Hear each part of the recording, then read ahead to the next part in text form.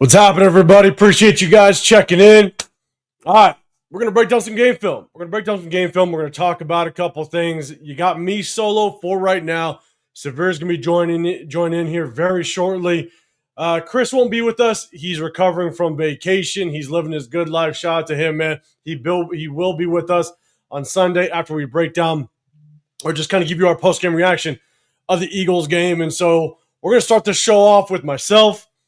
But the Severe fans, don't worry. He'll be popping in here in just a few minutes. So I appreciate everybody popping in. I definitely want to give you just kind of my quick takes as to what I saw from the game film. Obviously, I break this thing down as much as I possibly can. I go through, I watch every single play anywhere between 8 to 11 times, right? You got to make sure you see every single player, just kind of how they did. But I'm going to give you my hot takes before we break down this game film. I probably got around 25 plays. I started off on defense, then we work our way to the offense, but I definitely got some hot takes that I want to share with you guys. So appreciate you guys checking in. We're going to kind of let people flood in. Again, I'm going to start off. Severe's going to pop in here in just a second. But yeah, no Chris. He's recovering from vacation. Shout out to him, man. Just good to see that our guy Chris can do his thing, but he'll be popping in with us after the Eagles game. So shout out to the chat. Appreciate everybody popping in. Jeff, good seeing you, brother. So yes, here's the thing. And no drinking games today. No drinking games. I'll try to not say here's the thing too much, but no promises. Appreciate you popping in. Jason in the building. What's going on, brother? Hey, Jason. It looked like you were going to do a live yesterday. And let me know if it still went on. I kind of jump in back and forth, but I didn't actually see it go live. Let me know because if you do go live, definitely want to pop in and show some support, man. But guys, definitely go check out Jason's channel. I think he's starting off his own thing. Shout out to you, man. I hope everything goes well with the startup, man. I know it's rocky in the beginning, but shout out to you, man. We all know you know what you're talking about as well. So congrats on not just starting the channel, but doing your own lives as well. Right away, what's going on? Appreciate you popping in the building. What up, Nab, man? What's happening? Appreciate you rocking out with me. Kevin Lurker in the building. What is good? Alec M in the building as well. What is going on? Appreciate you. Let's see. Donuts, Duncan's Donuts, the whole nine. You popping in here, man. I always see you in Jeff's chat. Good seeing you in the building. All right, let's see. Yes. Yeah, man, a pissed off Jason Downs is more fun. And look, Jason, Jason Downs ain't going to hold back. And that, man, you don't hold back neither as well. So appreciate y'all. Always good seeing just more Raider Nation just kind of going live and sharing their opinion. So always good to see. Emmanuel, what's going on? Appreciate you in here. Jason, he said had to cancel. Mom's Kim got pushed. Got it. Okay, man. But I'll definitely keep looking out just to see when you do go live because I'll definitely tap in and try to support as much as I can. What up, LS, man? Always appreciate you as well. What up, Coach? What's happening, man? Worst Raiders team since 2006 and 1962. Well, good thing. Good thing I don't remember 1962, but I definitely remember 2006, man. Brim Blood, what's going on, brother? Appreciate you rocking. And let's see. Now, but I think I saw it back. Let's see. Hold up. 805, the mirrored video hurts my eyes. I know. Trust me. So, Ginslinger he would always come up in the chat. He'd always give me crap because it's mirrored. But I'm gonna hit you one last time, Jeff. Here's the thing: when you mirror it, now all my pointing is backwards, and when I throw it to Severe and stuff like that, now man, it all ends up being backwards. And I'm like, you know what? Screw it. I got enough to think about. Last thing I need to think about is if I'm pointing in the right direction. So you're gonna have to read the Raiders backwards, unfortunately. But guys, appreciate y'all popping in here. We're gonna break down some game film, but here I'm gonna hit you guys with a couple takes. I'm gonna wait for Severe to get up in here. I've watched a couple of Pete Carroll's pressers the last couple days, and there's a couple things that I've taken from his presser, and what really is unfortunate is the Pete Carroll that was, back in the day with Seattle, through his days of winning, man, I think as it stands right now, We are far from that Pete Carroll. And I think we've known that for quite a while now. But even when you see some of these younger players show promise, unfortunately, I just don't I don't understand the hesitation to play some of these younger players just to kind of see what we have with them, knowing that we have no chance of the playoffs, right? Playoffs, it's not a thing. We have, I believe, 4 games left. And at this point, we really have to find out and understand who do we have moving forward? Who do we want to prioritize going into the offseason? Again, I've mentioned this a couple months ago that the amount of one-year contracts as well as players on the last year of their contract, we got to know who do we want to prioritize. Is it a veteran that we brought in on a one-year contract, kind of a one-year prove-it deal, or do we want to take a look at some of these younger guys? Obviously, Caleb Rogers, right? We're going to show, I got probably about 4 or 5 clips of Caleb Rogers. I think he played a hell of a game on Sunday. The stats show it, I believe, out of all the offensive linemen, he was the only one. I think actually Dylan Parham didn't give up a sack, but he didn't give up a single sack, and it shows. And there's reasons why I think he didn't give up a sack. And again, I'll showcase just kind of some of his technique. That's really impressive for a rookie moving forward. But not just Caleb Rogers. Shedrick Jackson. Obviously, he had that touchdown at the tail end of the game, right? Had the touchdown, great throw from Kenny Pickett, good connection. But Cedric Jackson was wide open. Now, he's a 4-2 guy. He's a 4-2 guy, very fast, very quick. But at the tail end of this game film, when we start to break this thing down, I'm going to showcase that play. And Shedrick Jackson showed something with his route running that I don't think I've seen even with Deontay Thornton. Now, Deontay Thornton has played a total of 12 regular season games. We saw him in preseason. I'm not counting that. But we saw Deontay Thornton, 12 total games running his routes. And I have not seen what I saw at Cedric Jackson only one time. He basically ran 2 routes. I have not seen this out of Deontay Thornton yet. And I'm not saying that Deontay Thornton needs to sit and Cedric Jackson needs to play. I'm not saying that. But what I'm saying is that we have a guy like Tyler Lockett still getting the majority of the reps. Cedric Jackson got 2 snaps total in the game last week. And even after he caught that touchdown pass, the Denver Broncos, they took the field, and we got the ball one more time, and Cedric Jackson didn't take a step on the football field. And to me, in that situation, you're trying to move the ball quickly at the tail end of the game. That last drive, we're trying to move the ball. We're trying to get into scoring position. And Cedric Jackson, the guy that just caught the touchdown pass, didn't step foot again that very last drive on the football field. And I just don't understand why. And when Pete Carroll was asked about it in his opportunities when he addressed the media, it was wild. One of his answers was, I wish I would have saw just the talent earlier in the season, early in the preseason. It was the interview that he did with JT the Brick. And again, this isn't verbatim, but basically he said, I wish I would have saw that talent. I wish we would have saw that talent earlier in the. If that is your response, you don't deserve to be this head coach. It is wild to have that response because Cedric Jackson showed a lot of promise in the preseason. And I projected that he should have been a part of this 53-man roster.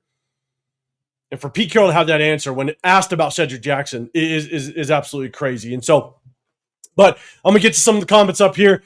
But one of the things that, and again, I'm going to showcase it when we go break down this game film, is the only reason why Cedric Jackson was wide open was because of his own route running. The way that he ran his route allowed him to manipulate that corner, to freeze the corner at the top of the route. When he broke inside, that corner didn't have stand a chance. And in addition to the way that he ran that route, he also made sure that there was an opening in the seam between the corner and the safety. He created or allowed that gap in the seam to remain open, to be that wide open. And I'm going to showcase it. And the thing is I haven't seen Deontay Thornton do that at all.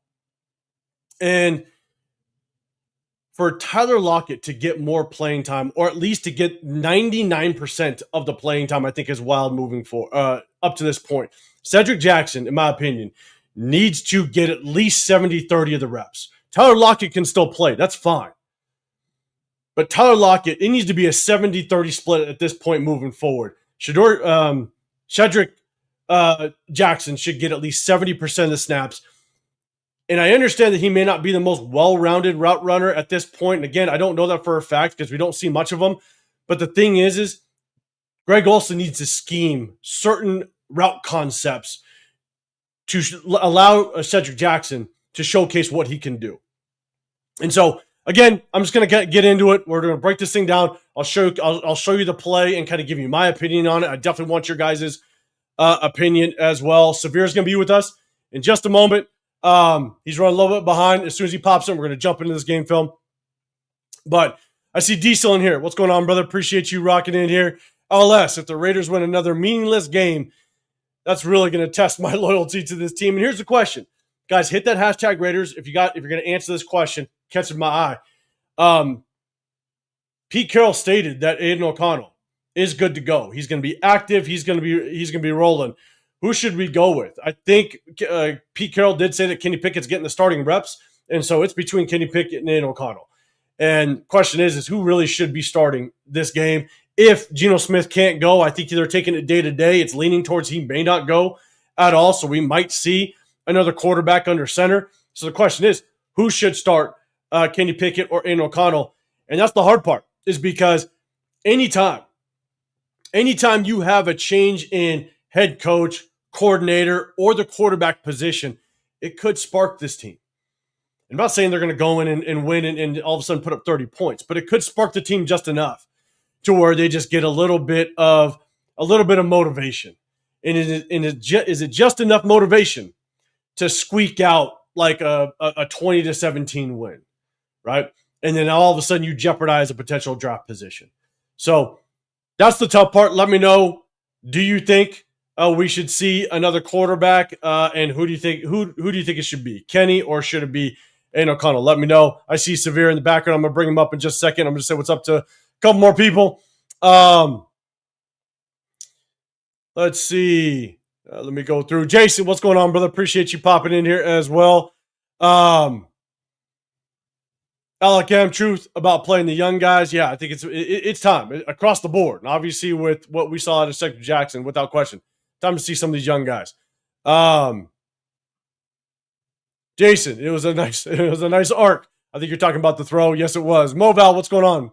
Good seeing you in here as well. What up, Chewy? You're saying Kenny Pickett about to get us a win. You never know. Let's see.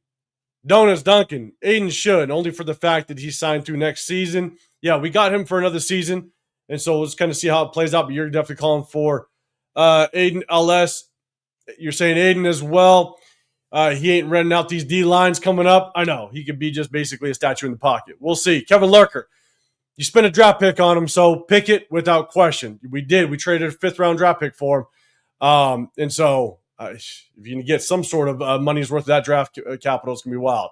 Nah, man, Eagles showed me last week. They absolutely suck. Raiders with shit to prove worries me. Raiders with shit to prove worries me. Okay.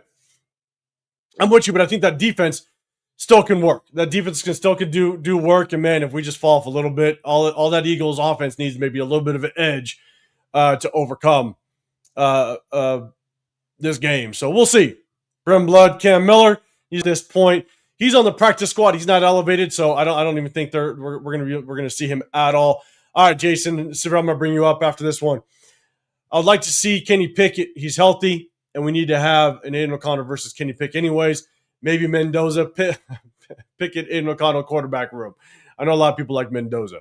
So we'll see how it kind of works out. But let me pop him up. Severe, what's going on, brother? How you feeling? Feeling good, man. What's going on? AOC versus Kenny Pickett is the saddest quarterback competition in history of the NFL, bro. That is the saddest. Oh my!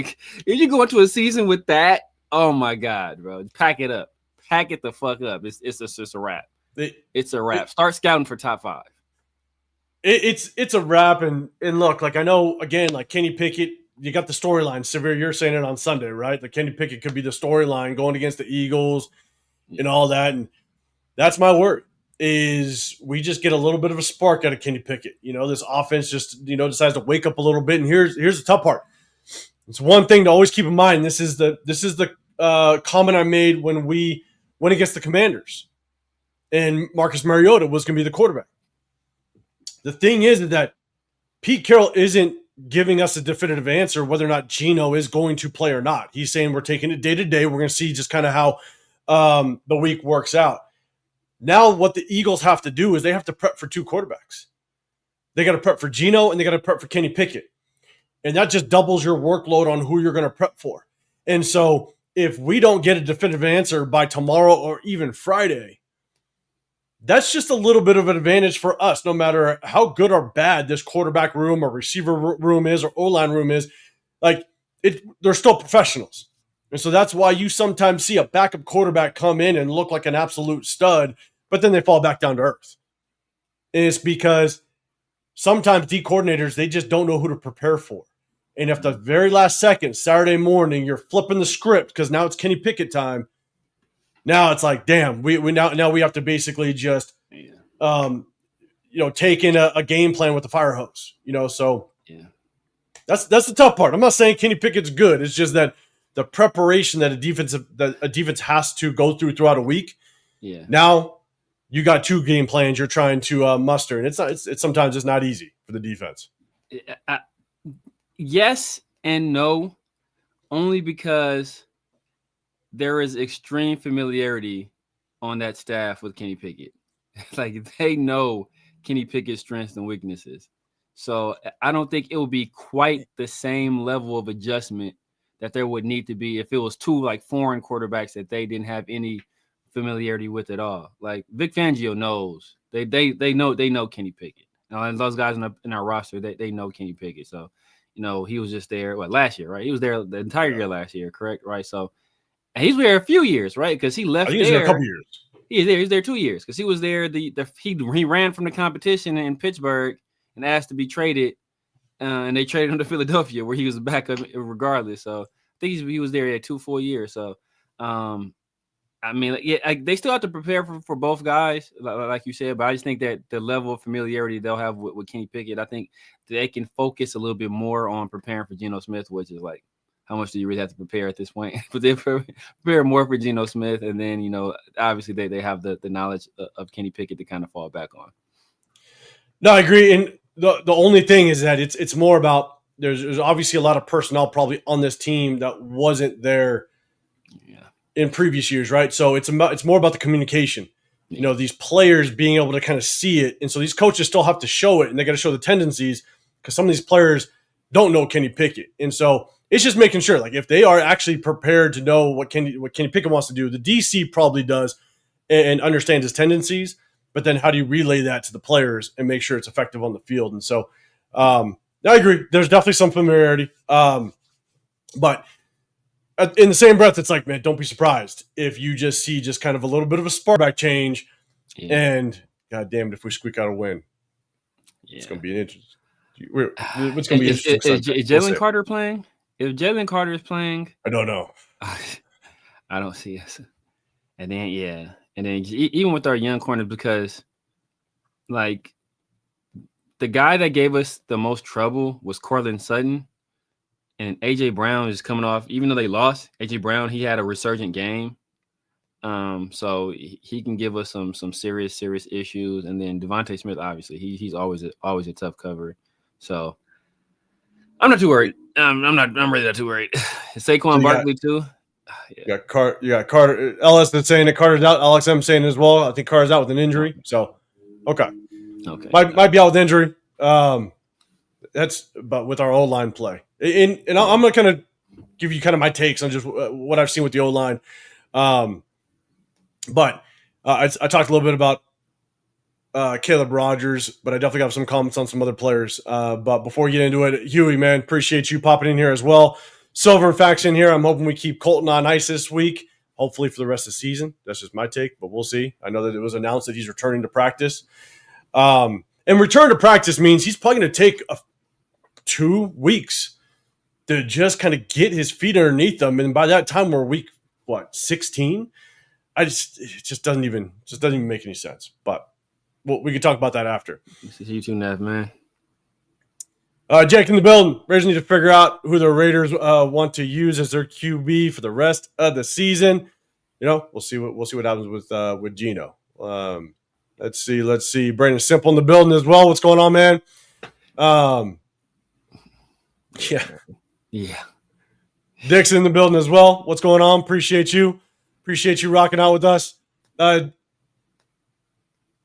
Daniel Kim in the building. I think it's Daniel Kim. I think it is, or just DK. I don't know. DK. I think it's just DK. DK, what's going on, man? This is the Raiders. Anything happening? It's usually bad.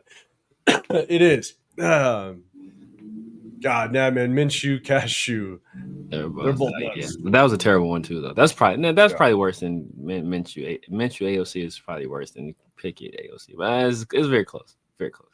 Yeah. Laker Nation in the building as well. Appreciate you popping in here. Man, thank you, Laker Nation. You said that. I hope not. But crazier things have happened. But I hope not. I'm with you. Brand simple. Do the Eagles really have to prep for 2 quarterbacks? I believe the usual preparation will be enough to beat us. I feel you and I understand what you're saying, but it is still the NFL, right? It's just anything can happen. It's wild. I mean, shit, we thought, now maybe it's against us. And maybe we're just really that bad.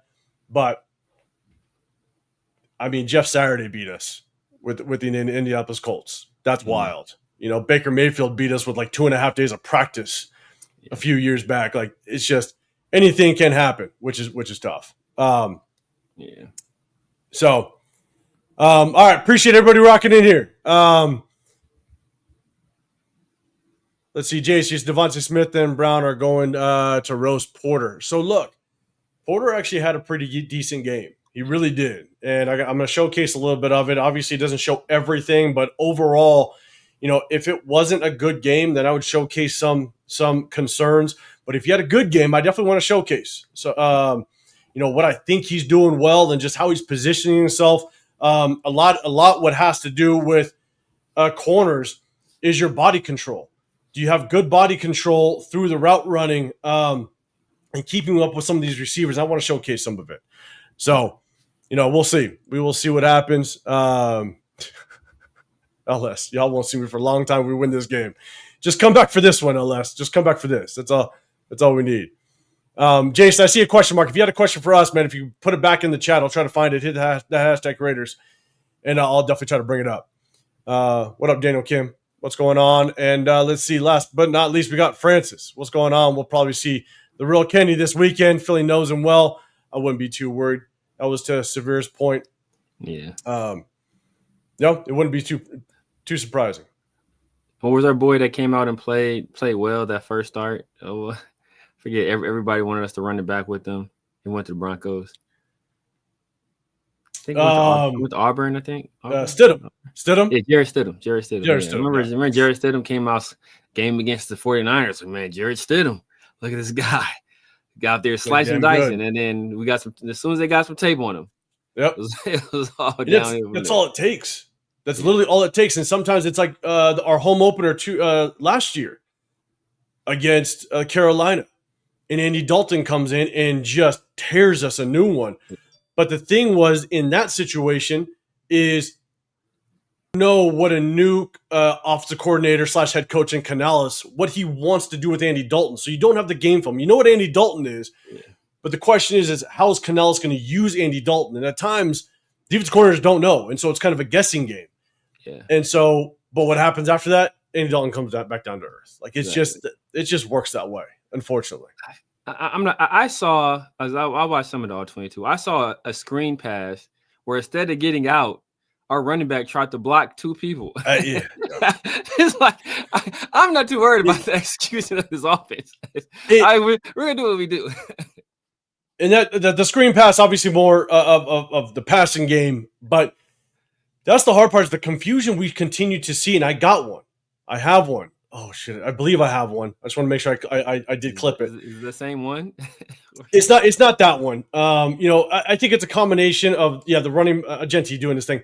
But it was also just a really good timed defensive play call because they blitzed the crap out of us out of that. Yeah. But look, But that's what you usually want, right? That's what you usually want. Yes. You want to catch a defense in the blitz on a screen, but what you don't want is for your running back to try to block two guys before he gets out of the backfield. Like, hey, just get out there immediately. You see a blitz coming, bro. You release. Now you got numbers. Like, instead, he tried to block two. Like, he tried to block two people. I was like, what are you doing? I know, but and that's the thing is there just still miscommunication in on this team, and I'm seeing continued miscommunication with the offensive line. And I saw, remember when Jordan Meredith at center against Chicago on the 4th and 1 pulled? It looked like he was trying to pull. Kappa did it this game. Yeah. It was short yard situation, and he pulled, but it didn't look like it wasn't like a full execution of a pull. It was just weird. I'm like, are they coaching this? It's just it's weird. I don't get it. So we'll see. We'll see just kind of how it works out. But we're gonna take a look at this game film. What up, Mutation in the building? Did you guys see that Allegiant Stadium was the highest grossing stadium in the U.S. and second in the world in 2025 according to Billboard magazine? I did not see that. I did not see that. I did see, one, the massive amount of orange and lack of attendance. And so, but that's just Allegiant Stadium. Yeah, it's crazy. Unfortunately. What up, Banoon? What's going on, brother? Appreciate you popping in here. Huey, last one. Please don't message this draft pick situation. Yeah, I think mess up to cost Raiders. Gonna Raiders. I know. I hope not, and we'll see how it works out. So, what up, Cool Cab? All right, here we go. Oh shit, we got another one. Armando, appreciate everybody in the building, guys. If you guys do us a favor, double tap that screen. It just hits the like button. If you guys don't know, we hit you guys on every Wednesday. We break down game film of the previous game, and we also hit you guys post-game recap, post-game breakdown after every single game. And so just tap in with us. You guys in the Raider War Room, you got The Severe Raider. I'm 805 Raider. My channel is Real Talk Raider Nation. We also got Chris that joins us, Protect Show Podcast. He's living his good life. He's recovering off of a solid vacation. Shout out to him. Well, he'll be with us on Sunday. So make sure after this, go over there, definitely tap into him. But let's break down this game film. Let's have a little bit of fun. But Armando, yeah, appreciate you rocking in here with us. And Coach, I didn't do it. I saw some Tom Yami plays, but I didn't bring him up. Did you see his lone tackle? I saw it. I did see the tackle. Tackle. You put somebody out of bounds? Was that it? Was that the one? No, it was on a pass play. In the pass play? Okay. So, but shout out to Tommy. But there was I have it clipped. Coach, don't you come at me. Don't you come at me today. The return? Yeah, he was out there. He was out there. It was two people that didn't keep. It was 29 and him that didn't keep contained on that right side, and that's what allowed the guy to get out there. I forgot it because he was lined up on the line of scrimmage, and the other guy was like the personal protector, and they were supposed to keep that side locked up. I have it. I have it. Tell me, don't mess with me today, Coach, because I might bring up that clip. My bad. What up, Space Beast? What's going on, brother? Appreciate you, man. Chris, you made me nervous. No, he's recovering in a good way. He's getting his blood alcohol level back to normal. I know, right? He's been basically probably just detoxing at this point. All right. As you guys know, we go from cool, Kev, you got a question. All right, here we go. Last one until we get into it. Raiders trade for A.J. Brown in the offseason. I got a quick answer on that. I'm going to say no. Yeah. That's my quick answer. I'm going to say they stay away from A.J. Brown and stay away from George Pickens. Like they have to have a extremely strong head coach to be able to handle either one of those guys. And we don't have the culture, the locker room, or the head coach or the organization rarely to handle guys like that. We see what happened with AB. Yeah. And the only thing that I look at is, we have so many position needs going into this offseason that dumping that much money into that type of player, a player that we don't have the most stable situation. Unfortunately, you don't like the Pickens situation, right? In my opinion, I don't think we're a stable enough organization to handle just his mentality. Like he go off the rocker. Like you see what he's doing with the Eagles, and they just won a Super Bowl last year. Yeah. You know what I'm saying? And so I just don't want that mentality in here. I think we need to kind of clear a lot of things up, shaping some things up before we can be good enough to handle someone with those type of emotions. But at the same time, I want to spend more on the offensive line. I want to spend more in places that are really going to help this team moving forward. And you can get some good receivers in the draft. So I'm just not big. I'm bringing those guys in. I think we have just a lot more needs in this room. Last one. Don't get into Timothy. Appreciate you. So if Kenny Pickett performs really good in these last games, how do the Raiders go about that? Do they build around Pickett early and then draft a QB in the later rounds? Severe, you can take that one. I got my opinion. No, they still, whatever their plan is at quarterback in this draft, they execute that same plan. First of all, there's no guarantee, and it's probably leaning likely that this coaching staff is not going to be here. So you kind of have to evaluate Pickett in a vacuum, not based on what he did in this offense and whether or not you feel he's the quarterback of the future. I don't believe this organization feels that way. So I think they will, if they have a chance at a quarterback, they will take a quarterback. Now, if it's a situation where they do some dumb stuff and Kenny Pickett plays lights out and we win some games and we're not in position to draft a quarterback, maybe at that point we go with the best player available plan. And, if we see a guy we like in the later rounds or the mid rounds, maybe we do that there. But Kenny Pickett is not going to stop them from taking a quarterback high if that's what they feel they need to do. And here's the thing, is even if we take a quarterback high, and this is my opinion, if you pick or draft a quarterback high, I'd love to see that quarterback sit for still at least a season. I'd love to see them sit a full season. If they come in the last 3 games or so, just kind of get their feet wet and stuff, I'd be perfectly fine with that. But I'd love to see us, if we draft a quarterback high, you have to bring in a veteran that's willing to teach that young quarterback and understand his role on this team. Kenny Pickett is still young. Kenny Pickett is still going to want to be a gunslinger that's going to try to still prove himself. So he's not going. I don't think he's going to be the guy that's going to want to come in and say, yes, I'm going to teach this guy to take my spot. Kenny Pickett still wants to play it at some point and potentially be a starter. In my opinion, I think that's kind of what he wants to do. Yeah. So I'd much rather bring in a veteran guy that knows that I'm here just to minimize turnovers, let the defense potentially win games for us. I want to keep us competitive, but my role on this team is to develop the young quarterback and know that probably year 2, I'm on the bench and I'm letting this guy take over. Kenny Pickett's probably not going to want to have anything to do with developing a young quarterback. So that would be my take. Is in a guy based on all the free agent quarterbacks that are out there, the guy that I'd probably want to bring in for a role like that, to be honest, is probably Marcus Mariota.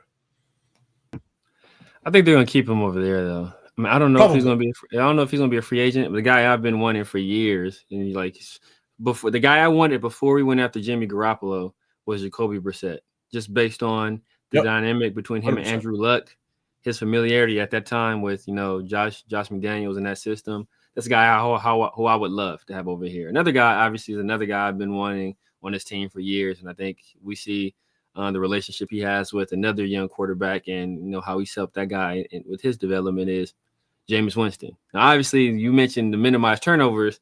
That's not in the Jameis Winston catalog. That's kind of opposite, but yeah, we'll go with it. But Jameis Winston, he also offers you higher upside than a lot of these other guys with his ability to throw the ball. Because that guy still has a rocket. He can still sling it. So he offers you a little more there, and obviously I think he'll be fantastic in the locker room and fantastic with the media, and I think he'll be endearing to fans. And while it still might not be enough to put butts in seats, I don't think he will ostracize himself or turn off in the same manner that Geno Smith has. Yeah, no, I'm with you. And look, if I don't. When I looked at the free agents, Jacoby Brissett wasn't on that list. I don't know if he's a free agent next year. I don't know what his contract looks like. But when I looked at the free agents, the only one that kind of just popped out was Marcus Mariota. A guy that knows he's a backup, a guy that could, hopefully maybe try to keep you in games. He may not win you games, but keep you in games and be willing to potentially coach up and help the young quarterback. So, we'll see. In LS, Kenny Pickett would not be able to hide from you if we win this week. You're in the future. How can you from a man that knows his every move? Right, exactly. All right, let's do this. Let's get some game film. Johnson Studios in the building. What's going on, man? Appreciate you. Winston under contract next year with New York Giants, $4 million a year. Pick Jameis. No, is he under contract? I don't know if he is. I don't think so, because I know there was something that said, I read something or watched something. They said that the Giants want him back so much. There actually has been talk within the organization, this is craziness if they actually do this, of franchising him so he can't leave. That's how much they want him to stay there and stay with Jackson Dart for at least one more year. The fact that they have Jackson Dart on such a cheap contract, they're contemplating franchise tagging him. I don't know how true that is. Yeah, There was some people in the New York media that said it. I can't remember exactly where I saw it, but I was like, that's the stupidest thing I've ever heard in my life. Like, that's ridiculous. But hey, it is what it is. It is. Isaiah, I don't know if I said what's up, man. Appreciate you popping in here. All right, let's do this. Let's get some game film. Again, as you guys know, I go from defense to offense. We start off with defense. And then if you guys have a question, if you guys have a comment, if you guys disagree, I'm cool with it. Let me know. Just hit that hashtag Raiders and catch my eye. We'll try to bring it up on the screen. And so as we kind of go through this, just let me know. Let me know if you guys got any feedback. But yeah, we go defense to offense, and we'll end it off with the offense. So we will go to the big screen, and we'll get this thing started. All right, Tonka Hemingway. So on Sunday, as I was going through the game, I was like, man, I really didn't see the guy. After this sack happened early in the game, and then I felt like I just couldn't see him. He did get about 9 other snaps, and so he was periodically in and out of the game. They double teamed the crap out of him a lot, which was tough, and so I think he had a tough time. But it was good to see him be able to kind of get his first sack, and so he's down here at the bottom, basically matched up one-on-one with the left tackle. I'll run all the way through, and I got the end zone view as well. Nice. Good job working up, and here's the thing. I'll go back. It's something that, Max gets there, which is good, but something that we see a lot out of Max is he just kind of overruns it. Tonka does a really good job of rushing to the depth of the quarterback, and when he sees the quarterback step up in the pocket, he moves with them. Yep. He moves with them, is able to collapse the pocket, and he's able to take that sack. And that's the thing is sometimes Max, he just overruns it so much. But Tonka here on the left does a good job. Eyes on the quarterback. Bo steps up, and he's able to kind of move with them. And so, again, I know you guys have heard me say it a lot, with the pass rushers, man. Rush to the depth of the quarterback. The moment you pass him, you create those running lanes. But great discipline, good job just keeping his eyes on Bo Nix. As soon as he started to step up, Tonka stepped up with him, did a good job. I've shown multiple examples. And again, I only show these because the thing is that we know we run a lot of cover 3. And we know that cover 3 in a lot of situations, it's just not good. It's not a good base defense because there's so many ways you can be susceptible. And this is it. Now, Bo misses the read. You got a clear cover 3. You got Darian Porter that basically drops on top into the cover 3. You got Isaiah Palomau that's at the top. They're right now lined up in a 3-by-1. You got 3 receivers at the top of the screen. You got a closed tight end down at the bottom, but they do motion it over to a 2-by-2 set. So the motion comes over. All right, now everything has to adjust at that point, right? They communicate, everything has to adjust. I think you can see his feet. Unfortunately, Isaiah Palomau just does not drop, unfortunately.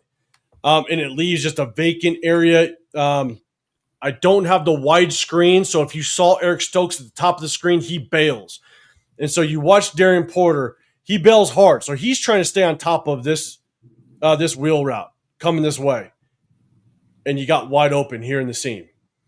Isaiah Palomau, you can kind of see his feet at the top. He doesn't commit over, and just wide open. And everybody else is dropping. Jeremy Chin is basically dropping to depth, and he's going to close once the ball's in the air. You got Devin White that's dropping to the hook to curl as well.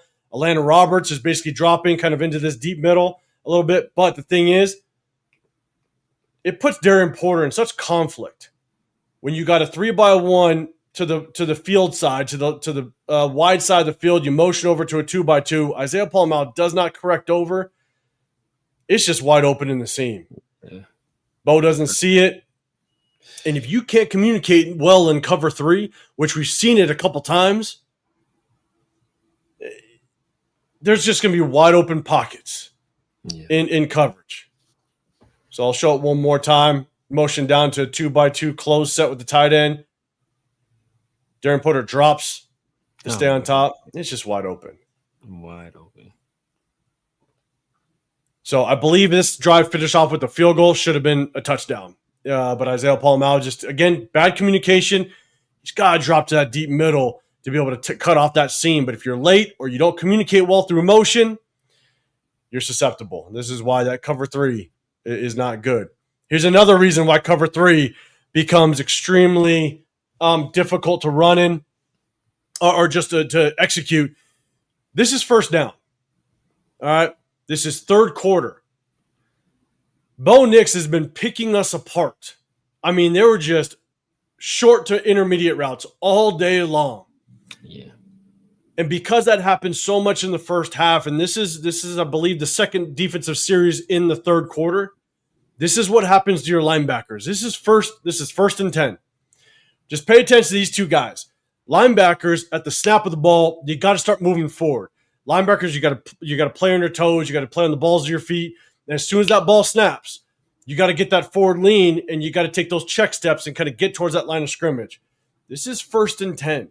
And watch the linebacker play. This is after a full half of them just getting basically passed on in short and intermediate routes. These guys are just sitting. The ball's already handed off. They're just sitting because they're so afraid of the pass that's going to happen behind them that they're no longer attacking the run like they're supposed to. And now what happens? The runner gets upfield, gains about 6 yards. Now you're in a second and 4 when you should be easily in a 2nd and 9, 2nd and 10, given the fact that by the time the handoff happens, Elandon Roberts and Devin White, they're going to be unblocked in the gap. Yeah. Shoot the gap, make the play at the line of scrimmage. Now you're in a 2nd and 10. But because they continuously killed us in a soft zone all first half, now our linebackers are playing soft because they're afraid of what's going to happen behind them. Yeah. And this is what happens. I got the end zone view and I'll show it.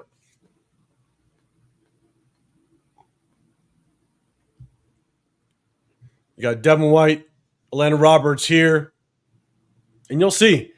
It opens up, no check step. They're not playing downhill like linebackers are supposed to. They're basically unblocked.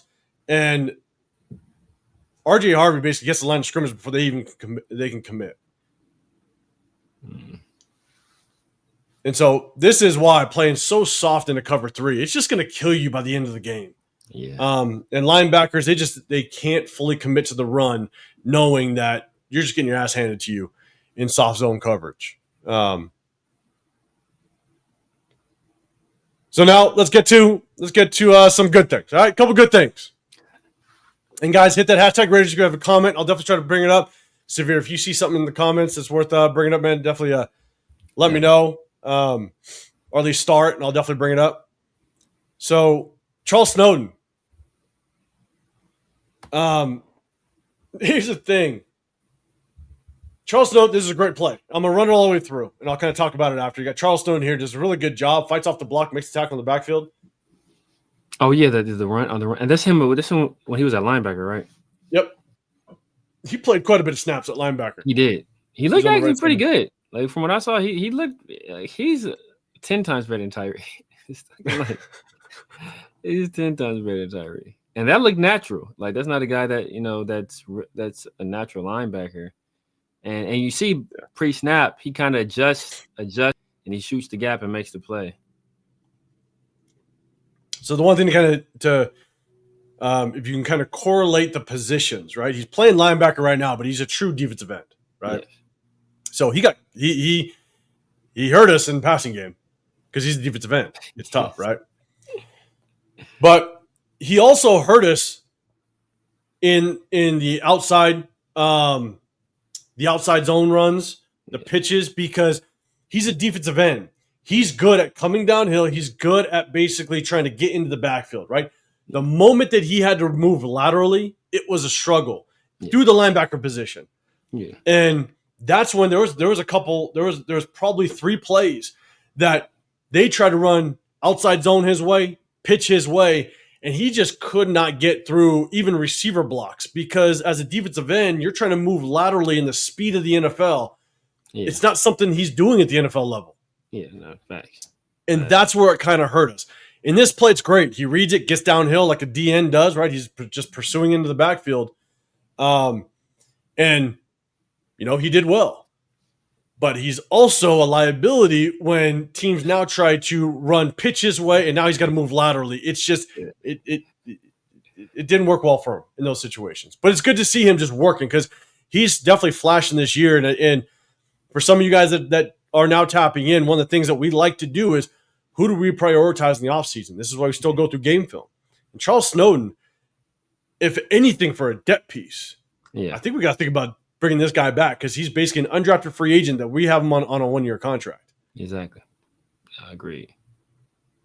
And Jace, you're saying I have a feeling Max is ad-libbing too many times. Ad-libbing too many times, sometimes getting out of position, exposing outside contain. I didn't want to bring it up, to be honest, because there was a lot of times where he'd lose the edge and he'd turn and he'd get into jog mode. Yeah. And he's just kind of watching the play, unfortunately. And so I know that Pete Carroll just came out saying that he's got a little bit of a knee injury that he's trying to work through. And so maybe that happened earlier in the game. I don't know. And so that's why I didn't necessarily want to bring it up, because I'm not sure if that knee is bothering him. Obviously, his knee bothered him. Honestly, it was like 4 weeks ago. Yeah, I think he pinged on the injury report prior to this game. I want to say he was I think at one time he was a limited participant. Then there was a day that he did not participate at all. I think it might have been like Monday to Tuesday or Tuesday to Wednesday, where he went from limited to non-participation. So I don't know what's going on.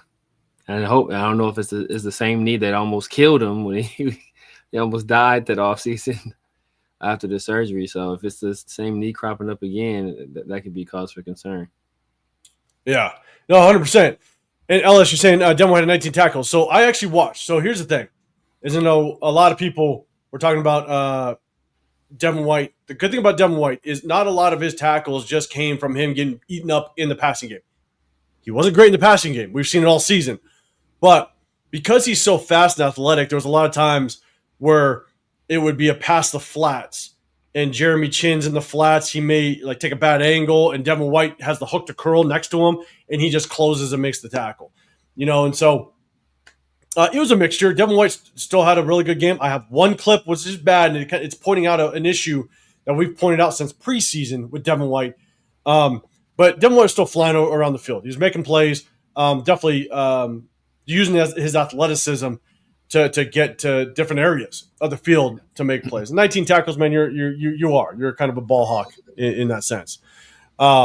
So Jonathan Studios, you're saying Google ESPN win rate. Max leads all players in edge run stop win rate, which shocked me. He can ad-lib all he wants if he stops the run. Sack numbers will go up if he gets the D-tackle to play with him. So you have some of that? So that's so you have to look at, because a lot of times with these models, you have to look at what the model is actually saying. So is it a run stop where he actually makes the run stop, or is it a run rate where he wins on the or he defeats the block? When he actually makes the run stop. Those are two different things. If you make a lot of TFLs or you make a lot of tackles for loss, and because you defeated a block, that could just be you guessing a lot. And when you're right, that works in your favor. It could also be a situation where he's guessing a lot, he's guessing wrong, even though he defeats the block, the run still goes somewhere else. So that's still technically a win. You still defeated the block, but you didn't make the stop there. So you just have to look at, it depends on what they look at in their particular model, because like I said, these guys, they can get really weird with how they calculate stuff, or what they consider a win, or what they consider, a stop, and like it's all funny. That's why all these different analytics companies, they all have different models that look at different things, and so you have to know what goes into it, because like it's like they say, if it's bullshit in, then it's bullshit out. No, absolutely. And the thing is as much as Max, you could say Max needs help, but we've seen it where Max also, he takes a lot of risky plays that don't pan out. And sometimes it breaks off for long yardage. So he's got to minimize that as well. Definitely overruns a lot of things. And so, we'll kind of see. We'll kind of see what, how it works out for Max, moving forward. And man, he's day-to-day with a knee. So we'll see just kind of how he's going to be this Sunday. Jay's saying if a DN is heads up or inside, then responsible goes to the second level free safety or outside linebacker. Typically, yeah. Also, just depends on scheme.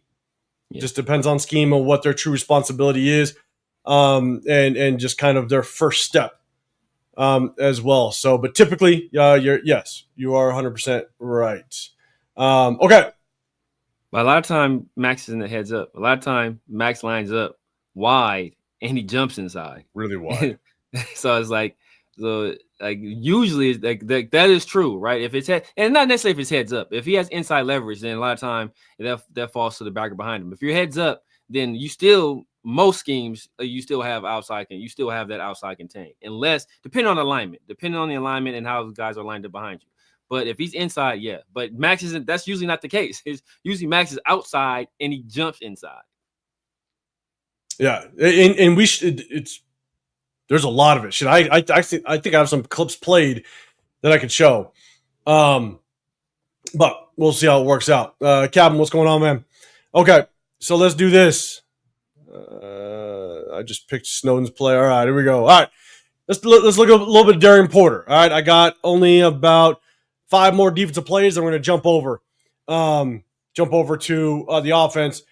Darian Porter. Look, one of the hardest things to do for corners, especially a young corner going to the NFL, and he's going against Cortland Sutton. He's at the top of the screen here, is defending the back shoulder fade. Just the technique that Darian Porter uses on this is extremely good, especially against a bigger, taller receiver. He gets leverage on top with the ability to be able to take a peek under his backside shoulder. I'm just going to run this thing through. You'll see at the top, it's just really good technique. Stay on top enough to get your hands on them. Keep that inside shoulder open so you can look through that inside shoulder. It gets his hands involved in the pass. Yeah, that was a really good rep.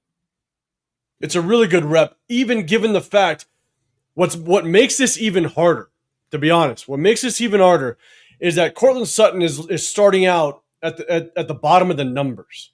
Or sorry, top of the numbers, technically.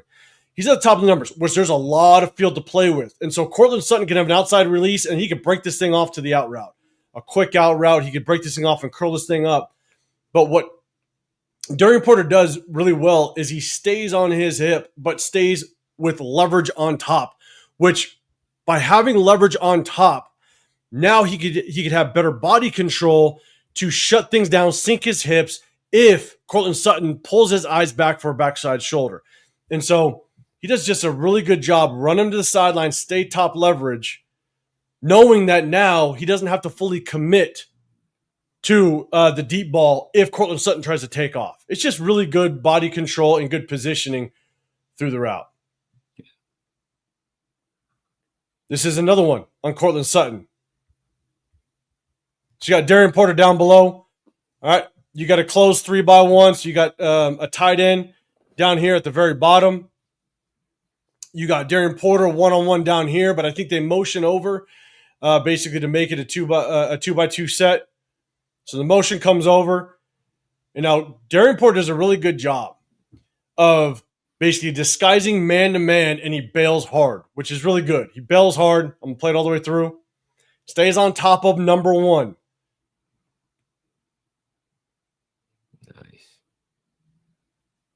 And so he does a very good job of adjusting his bail, adjusting his drop on top of the most outside receiver. So his job right here, bang, he opens up to stay on top of number one.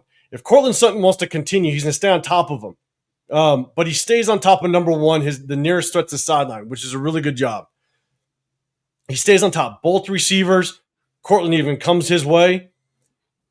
Was that Tommy? Was that Tommy? That was a good play by Tommy right there. Is that Tommy? No, it's Snowden. Never mind. No, it's not. There's Snowden. Where's, Never mind. where's Coach at? Where's Sorry, Coach Coach. at? Sorry. False alarm, Coach. That was a hell of a job by Snowden because he prevented that guy from having his stem wasn't clean. If that guy has a clean stem, he beats Darian Porter badly, right? Because Darian Porter's not going to be able to recover if the throw is good. But he forces him to take a little bit of an outside release, which forces him toward the help. And Darian Porter made great use of his help right there. He understood where his position was, where he had to be, and that's just good teamwork. Two guys working in tandem, and that's what we haven't really seen a lot. And as we kind of run this through, the one thing is the way that Darian Porter adjusts to Cortland Sutton's route tells me his eyes are in the right place.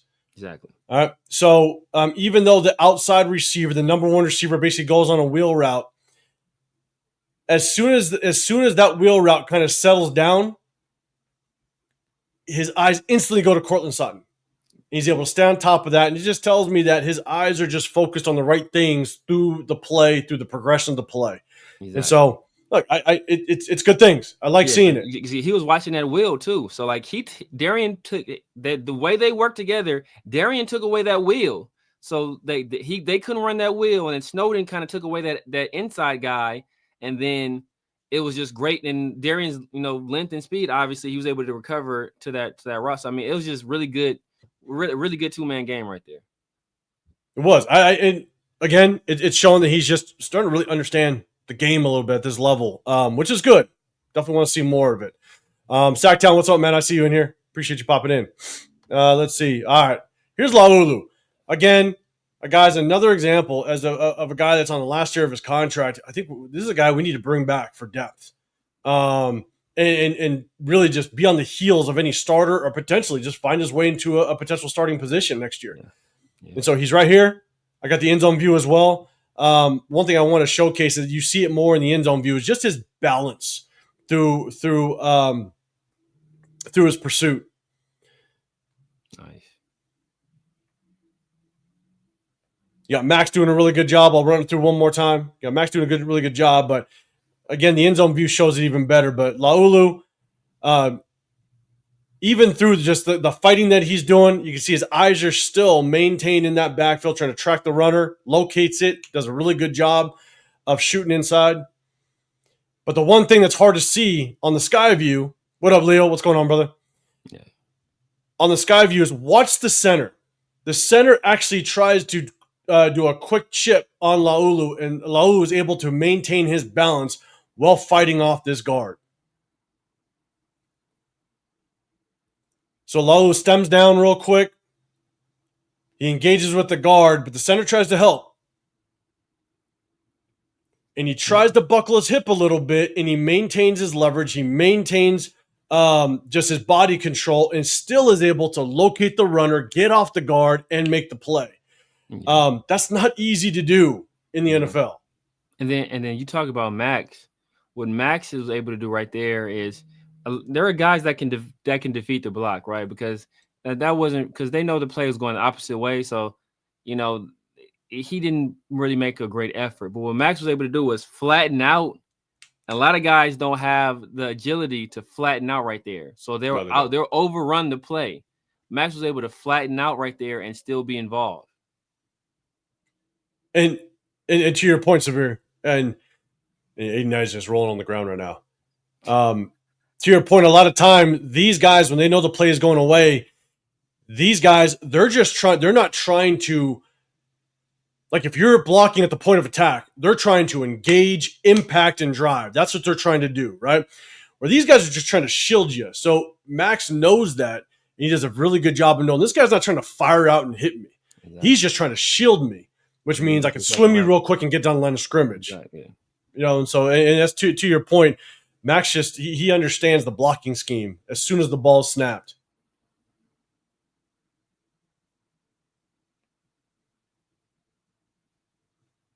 So, good play again. There's Jonah Laulu. All right, here we go. Two rough plays. This is the 3rd and 1. The fullback decided to rip off a pretty long run. This is definitely something that we needed to. No, Leo, I just can't see, man. I just can't. I'm blind, bro. I don't wear my glasses, bro. It's not locked in. It's just blind. It's just old age, man. It's old. This old age. Oh man. James in the building as well. Appreciate you rocking with us, man. This is the 3rd and long, and here's the thing: is we see this more often than not. And it's frustrating. Here's Thomas Booker right here in the middle. Oh my god, I didn't even watch the entire game, but Thomas Booker was ass and a half. The entire game. Like, what are you even out here for? What are you out here for? He's literally like just a pillar. Like he's literally just a center divider that you just have to just drive around. Like he's gonna be right there, but you just have to just move around him. Just maneuver around him. I'm gonna play it. It is rough. I mean, the cutback goes right to him. Hole opens right up. All will go end zone view.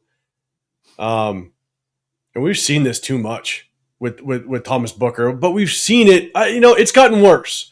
And I saw the comment.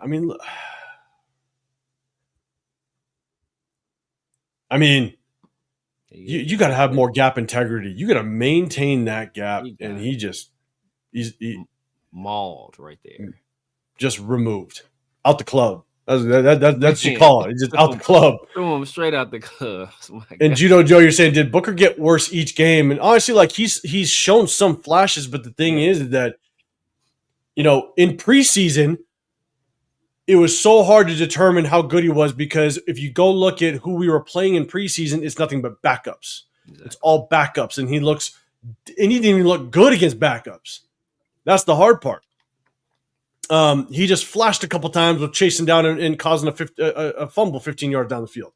But the thing is that the one thing I thought he would bring is he would be able to at least maintain the line of scrimmage, right? He wasn't very quick. If they're going to run right at him, he did a good job of maintaining line of scrimmage. But again, in preseason, that's against 2nd and 3rd stringers and practice squad guys. As the season has gone on, I'm telling you, he cannot read the lineman in front of him on zone schemes. He's getting removed off the line of scrimmage. Leo, you're saying Booker or JB won the trade? I don't think anybody won that trade. Yeah. He's back on IR. Is he back on IR again? He might be back on IR. I don't know. JB plays. Oh, we talking about a revenge game for Kenny Pickett. It's a revenge game for Jacorian if he plays. Maybe. Exactly. I think to see if Jacorian's actually playing. That'll be wild. I got Jack Bastion. You don't worry, Leo. I got some of him in here, and I got my takes on him. We'll talk about it as soon as we jump over the offense. I got one more defensive play. That's a sarcastic question. If you yeah. Knowingly. Let's see. DK Booker might be a good rotation piece. JB got hurt again. Okay, got hurt again. Yeah. Appreciate the update. And even then, with the rotational piece, maybe. At this point, man, I'd love to see. J.J. McGee's got some work. He probably got 12, 13 snaps. He did. I want to see more Tonka Hemingway. Yeah. Tonka looked good. Tonka looked better than J.J. J.J. McGee, in this game, it was hit or miss. But I liked what I saw more in the limited reps that Tonka had than what I saw from J.J.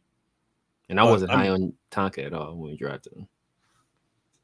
Yeah, a guy like I wanted, and I think I said it on our live that night. I think it was Joshua Farmer that was sitting right behind him. Oh yeah, that was the guy that if we're going interior, that's the guy I wanted. In that, I think it was because we didn't have the 6th round?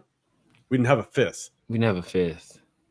We traded the 5th to move up. That might have been the Jack Besh move. Well, no, we traded back, then we traded up again for somebody. I can't remember. We traded back twice on the best trade. We traded up for somebody else. So Judo Joe, he did get a sack. I showed it earlier. I showed Hemingway's sack, kind of broke that down. Definitely rewind and check that one out. He did a really good job. Definitely a good job. Delafonte in the building. What's going on? Appreciate you popping in here. Tonka and JJ want to see more of them. Yes, yeah. They need more reps, without question. We'll talk about that more in just a second. All right, Devin White. Again, 19 tackles. Did a good job just kind of being around the ball. Yes, got beat up in the passing game. We've seen it all season. But with 19 tackles, man, you're still flying the football. But this is a concern. I've had since preseason, and I've showcased it a couple times during the regular season. I think we do bring back a Landon Roberts just as a a tone setter, a green dot guy. You don't want too many. You don't want to go in a free agency draft with too many position needs. But if it's between these two guys, man, Devin White, I think, wants nothing to do with getting his head involved with contact. I swear it is bad. And do you remember that first preseason game against Seattle? I was like, he approached it like he's just chest tackling people. And I'm like, yeah. Did he have concussion issues in the past? I don't think so, though. I don't think so. And he's a running back. He was a running back before. I think LSU might have recruited him as a running back, but he played running back before he played linebacker. Well, so, like, you think he's used to contact. Not like he was like a DB or a safety moving down a linebacker. Like, he was a running back, so he should be used to physical contact. But 100% think he's used to it. But, like, this is, I mean, the opportunity he has here to come downhill, make the tackle in the backfield, and he wants to keep his head out of it. Yeah. Oh, my goodness. I mean, you see him actually at the point of contact kind of arch that back a little bit just to keep the head out, and he reaches. I mean, you put your helmet through the numbers. Exactly. And you drive. Like, man, that's what they say. They say eyes on the thighs and drive, man. That's what. I mean, and we've seen it enough now. I'm sitting there going, man, like if I got to pick between these two, him and Landon Roberts, man, I'm going with Landon Roberts. Look at the difference. Look at the difference between how a Landon Roberts launches his body into the tackle, and then Devin White is reaching there, like trying to. It's just I've seen it too much. That I'm just sitting there going, man, like it's hard to watch. It's hard to watch. So again, just trying to point it out so everybody kind of knows. Look, he still has a nose for the football. He's flying the football with 19 tackles. And we see him. He had 2 tackles for losses in this game, right? So he's still producing and doing some good things. But when you have that, it's like, damn, it's hard to kind of get on that bus. Again, not thinking that he's going to be this amazing linebacker, but you just don't want to go into the offseason with so many needs that who do we prioritize? So it's tough. It is tough. Right away, you're saying, hell no on White. That's the sign of a player that's about finishing plays. I think you're thinking Landon Roberts. I think so. No, I think you're talking about Devin White about to be finished playing because he wants really no part of the contact. But like Landon might retire. I know Landon said he only really like came back to play. Part of which he wanted to play with, play under Pete, and I think he said he wanted to play with Max. He said he had contemplated retiring, like before he signed with the Raiders. So there's a good chance he might just hang him after a season like this. He might just hang him up. Yeah, and Judo. Come on, that age ain't looking for no smoke no more. And he's still young though. This was crazy. Yeah. Devin White's only like 27, 28. I think it was like 27. Here we go. Devin White. Okay, Devin White being afraid of contact. Yeah, I'm telling you, like it's not, I don't know if he's just afraid of just getting his head involved with contact. You know what I'm saying? Like he'll fly the football, but it's wild. And right away, don't get coach started. Don't get coach started. Jesus. Lindenberg. I'll put Lindenberg in there if I put it. We might have to load up that kick return. He's an old 27. He's man, a year older than Aiden O'Connell. That's crazy. And now let's why not wear the Guardian helmet, man? I don't know. It's a player preference, and maybe he just doesn't want to do it. And if he's that concerned about it, without question, I say yes. Wear it. Leo, yes, he was out there, and I got a clip.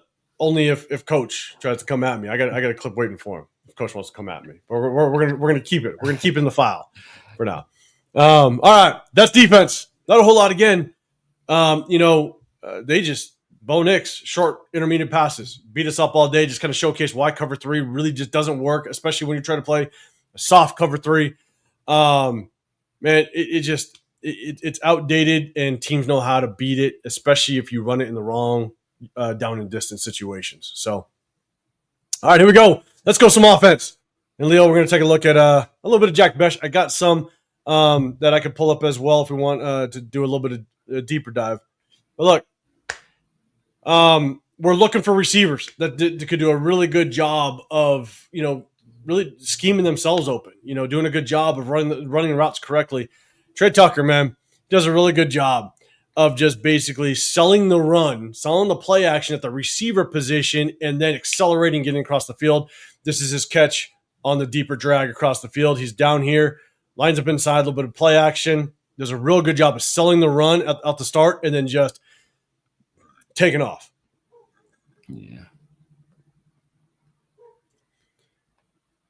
And that's a good job of alignment. I mean, that's like, that was almost one pre-snap, right? With that shift. Yep. And now he's one-on-one with a linebacker. Yep. And here's the thing, I'll play it one more time through as I'm kind of rolling it, is watch he gets from 0 to 60 as quickly as possible. The separation that he gets off of that initial cut is the difference of him being defended and him getting open. Yeah. And it's not even a cut, it's like a speed turn. Yeah, and you gotta have some good ankle flexibility to be able to still kind of not round it off too much. And he takes a really good angle on it. And I'll tell you right now, for me, God, if we can get a true number one receiver in here, and Trey Tucker could be that, gadget guy, the guy that's running those deep drags in man cover situations, use Trey Tucker the way you're supposed to. Exactly. Hopefully we can get there, but yeah. We will see. We'll see. But damn good job. Here's a little bit of an example. All right, Leo, Jack Besh. We got some Jack Besh route, but at the same time, we're going to take a look at Caleb Rogers as well. So we got Jack Besh at the top of the screen. I only want to show this because a lot of people are talking about we got to see Jack Besh more. We got to throw him the ball more. Well, here's the thing. Jack Besh's first catch was halfway through the third quarter, and it was a broken play. It was broken coverage. Yeah. And then after that, it was a lot of garbage time. They played off on him. But when we were playing, when we had the ball earlier in the game, bro, Jack Besh was locked up on Surtain sometimes. He was good luck. He was in handcuffs. Yeah. So this was a really hard situation to kind of evaluate him, because not only did he have to go up against Surtain a lot of times, we used him in a lot of just rub route, pick route concepts. He's a pick man, yeah. And you see him here. He's the pick man right here. And you're just not going to be able to get him the ball in that type of situation. Yeah. So why are we running that with Lockett? Why don't you do that with Trey Tucker, a guy that has some legit speed that can get some separation? Like, why are you doing that with 43-year-old Tyler Lockett? Like, come on, man. And we got Cedric Jackson to look at here, and that's going to be a whole nother topic. But here's the thing. Here's the thing, Jeff. If you're still in here. Here's the thing. But Best should do a better job of even in this route. And the thing is you want to be able to attack. You want to be able to attack the inside shoulder of this man, of the corner in front of you. You want to be able to attack that inside shoulder because you still have that responsibility to get open at the top of your route. And so if you don't attack this inside shoulder, because you're still going to run him into this guy. This is the guy you're trying to get in conflict. Exactly. And so if you attack the inside shoulder of the corner, get farther inside, you're still going to be able to run this seam up through the numbers. And once you get inside leverage, now you're going to be able to break, and you're still an option as an open receiver potentially. Yeah. But he gets too into the corner's numbers. He's too square up on the guy to where now the corner can get his hands on him. You get kind of caught up, and now you're no longer a viable option. Yeah, Surtain played that well. Surtain played that. Oh, it's not even Surtain. Who was that? That's not Surtain. That's Moss, I believe it was. Okay. Oh, okay. Riley Moss. Yeah, whoever that was, they played it well because they actually kept him. Like them getting physical with him on that route kept Lockett from getting a clean look. Yeah, no, exactly. Remember, guys, do me a favor. Hit that hashtag Raiders. If you have a comment or question on the play, got some feedback on the play, let me know. Hit that hashtag Raiders. Just remember, you got the Severe Raider over here. I'm 805 Raider. My channel is Real Talk Raider Nation. Make sure you guys go hit up Chris, Protect Show Podcast after. He's one of the three that rock out, but man, he's in recovery mode right now. Shout out to him. Caleb Rogers, definitely want to showcase this kid, man. I think he did a really good job on this one. Really good eyes and really good maintaining his base. Through. He's got Zach Allen in front of him. He does a good job of passing off Zach Allen, maintaining his base, and get ready for the twist coming his way. That's a good play by Gino too.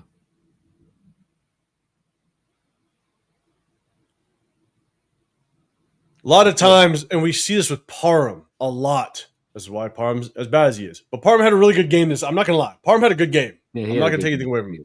There's one that was a mess up, but for Parham, it's a really good game. Even when Zach Allen takes an inside move,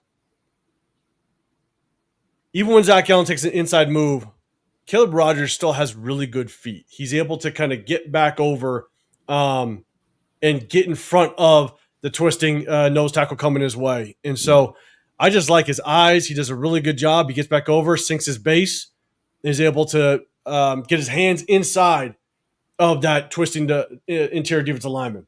Yeah. I think it's a really good rep. And do you think that's, from his experience at tackle, why his feet are a little bit more nimble than, what you would expect from a guard normally? I think so. And the thing is when I watched his game film, though, that was my biggest concern was his feet, because he was really good in run blocking. I mean, he was a mauler. Everybody talked that he was just he's going to go and take people out, but he was tough in pass blocking, and that's why I thought that there was a good chance that he was going to be a good guard. And so, but because of his tackle play, by moving him to guard, now it's not as exposed, and so he has time to be able to kind of work in a box, which is much easier for a guard. But good job keeping his base, maintaining leverage. It's a good rep, very good rep. Yeah, by Carlos Rogers. Yeah, it was good. It's good. It's good by everybody right there. I mean, Gino. I'm sure his first read was Lockett, so he was able to come off of that. Most likely. If you see from the end zone or from the wide view, there was literally nobody open. There's nowhere to go with the ball until Ian Thomas broke free. Right. All right, here we go. Caleb Rogers again. Good double linebacker. He's down here at the bottom of the screen. He just doubles, and this is it's simple, right? Sometimes with linemen, with the offensive line, it's not about you just absolutely killing somebody or moving them off the line of scrimmage, or, what I'm saying? A lot of it is just technique. It's getting your body in between the defender. I've never coached offensive line, but when I was an offensive coordinator and I'm trying to coach up the O-line, being the coordinator, as an offensive lineman, especially in a power run scheme, Nice. Point your ass to the running back. Get your body in between the defender and the ball carrier. Point your ass to the running back. And he does a really good job. Gets the double team. You watch his eyes. Really good eye discipline. He locates the linebacker through the double team. Detaches. Gets to the linebacker. Eyes are still there. Does a really good job. Seals him off. Kappa needs to do a better job of being able to get his hips around to 77. I think it's 77. But we're focused on Kappa. Kappa did really good. Or Caleb Rogers. I think it's a really good rep by Caleb Rogers. I agree. What's it? Yep, go for it. All right, guys. Not a whole lot to talk about this play, but you got this is Brock Bowers' touchdown pass. Or touchdown catch. Sorry. It's a good scheme. You caught the Broncos more in what looks like a zone coverage, if I remember correctly. Let me run it through. I'm looking through a lot of plays. No, sorry. Looks like it's more man to man. So you got Trey Tucker basically on this deep dig route, clearing the space, which left Brock Bowers one-on-one with the safety. The safety's way too late seeing it. You got Genty going out in the backfield, which holds what looks like the slot corner, holds him down in the flats. It's a good read by Gino. It's a good play call. Really good concept, especially down here inside the red zone. No complaints. No complaints on this one. And the ball placement as well. That was fantastic ball placement. Brock looks over his other shoulder, and Gino leads him away from that defender toward the sideline. It's good execution by everybody. Yeah, and I believe this one is just purely just good blocking by the offensive line, giving them time.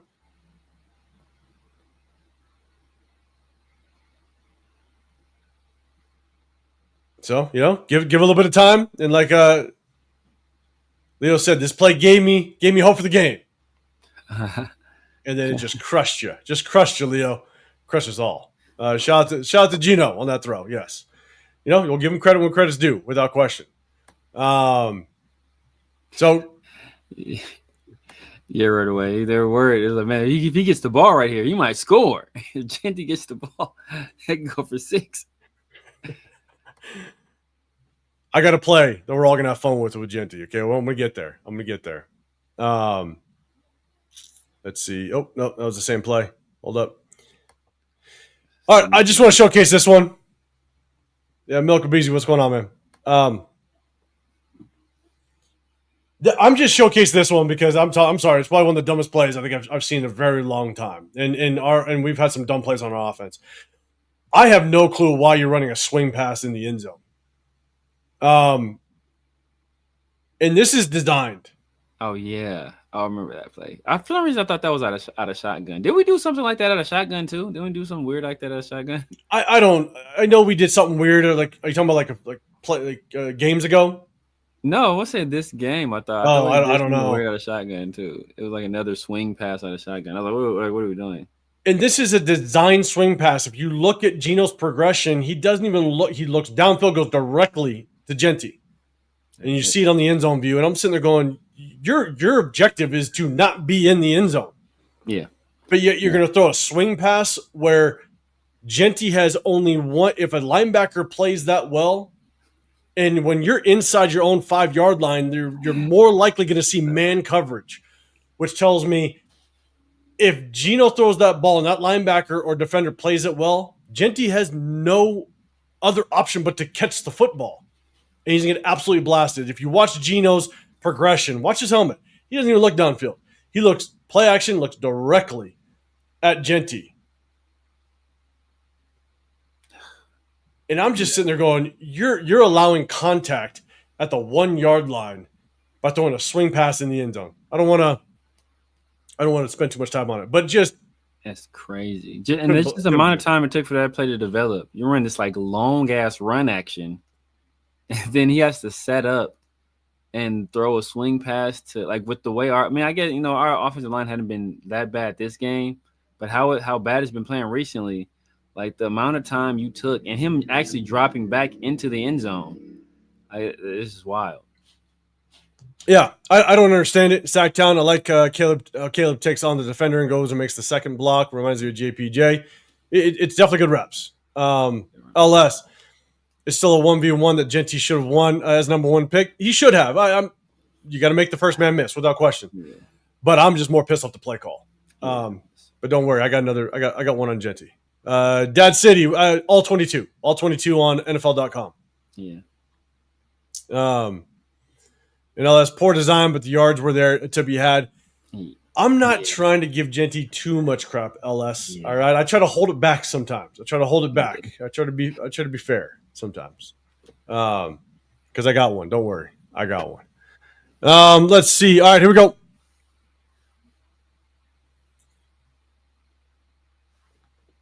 All right, this is zone play. You got Caleb Rogers down here at the bottom of the screen. This is the one that's a little strange to me. Again, sorry, he's at the top of the screen. Sorry, let me go back. Caleb Rogers at the top of the screen here. He does a really good job getting to the second level. I like the angle that he takes. A lot of times, offensive linemen, they take bad angles.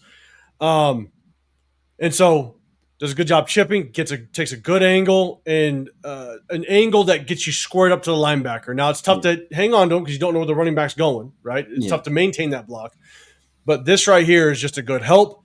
Gets to the linebacker with the flow, takes a good angle. A lot of times, linemen just take bad angles, but it's good to see him take a really good angle. Attaches on. You want to maintain the block, but it's hard when the linebackers or when the running back's moving. Yeah. But good rep, good job getting the linebacker. Here's the one thing. We saw this. This was Jordan Meredith. 4th and 1 against the Chicago Bears. Yeah. This is a simple zone run. Yeah. I'm not sure why. If this is a simple zone run, Kappa looks like he's trying to pull but doesn't pull. It's weird. And he's just shadowing Parham behind him. Yeah. Oh, yeah. I don't know what that is. And we've seen it multiple times now. And I don't understand it. You don't just jump underneath your lineman without the purpose of going somewhere, because all you're doing is you're exposing basically a lane into the backfield. Yeah, exactly. I mean, 97 is right there. That's the lane that Kappa just exposed by not just moving through his progression in his own run scheme. Yeah. Yeah. So I don't know. This could be another Brendan Carroll thing. Yeah, that damn Chip Kelly, man. That guy's from beyond the grave. The guy's just. So I don't know. If here's the thing, if we go through the natural progression of a lineman's blocking scheme, Kappa should take on 77. They double to the linebacker.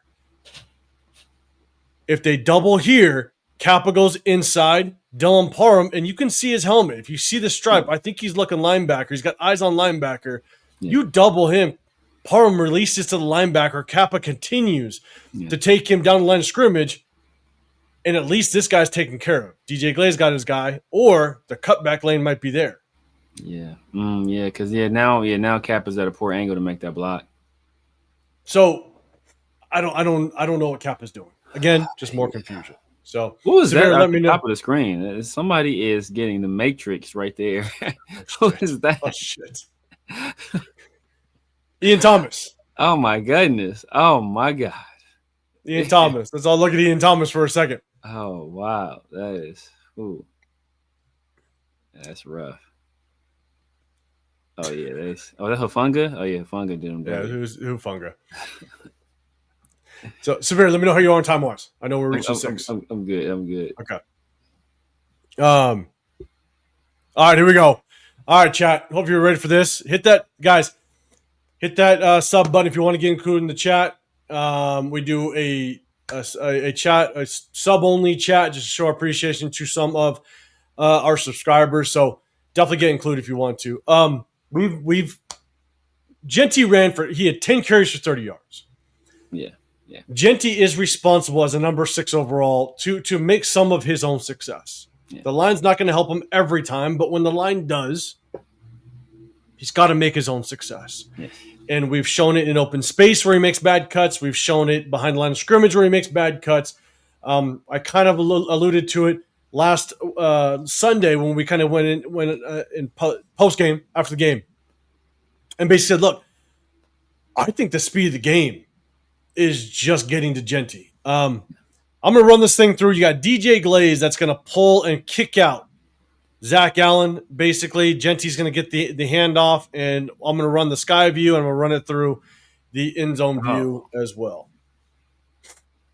Chat, let me know what your thoughts on this. Let you know if you agree or disagree as to what I'm about to say. DJ Glaze is going to come through, take out Zach Allen. Oh, my God. Okay. So I'll go end zone view first. Genty knows the blocking scheme.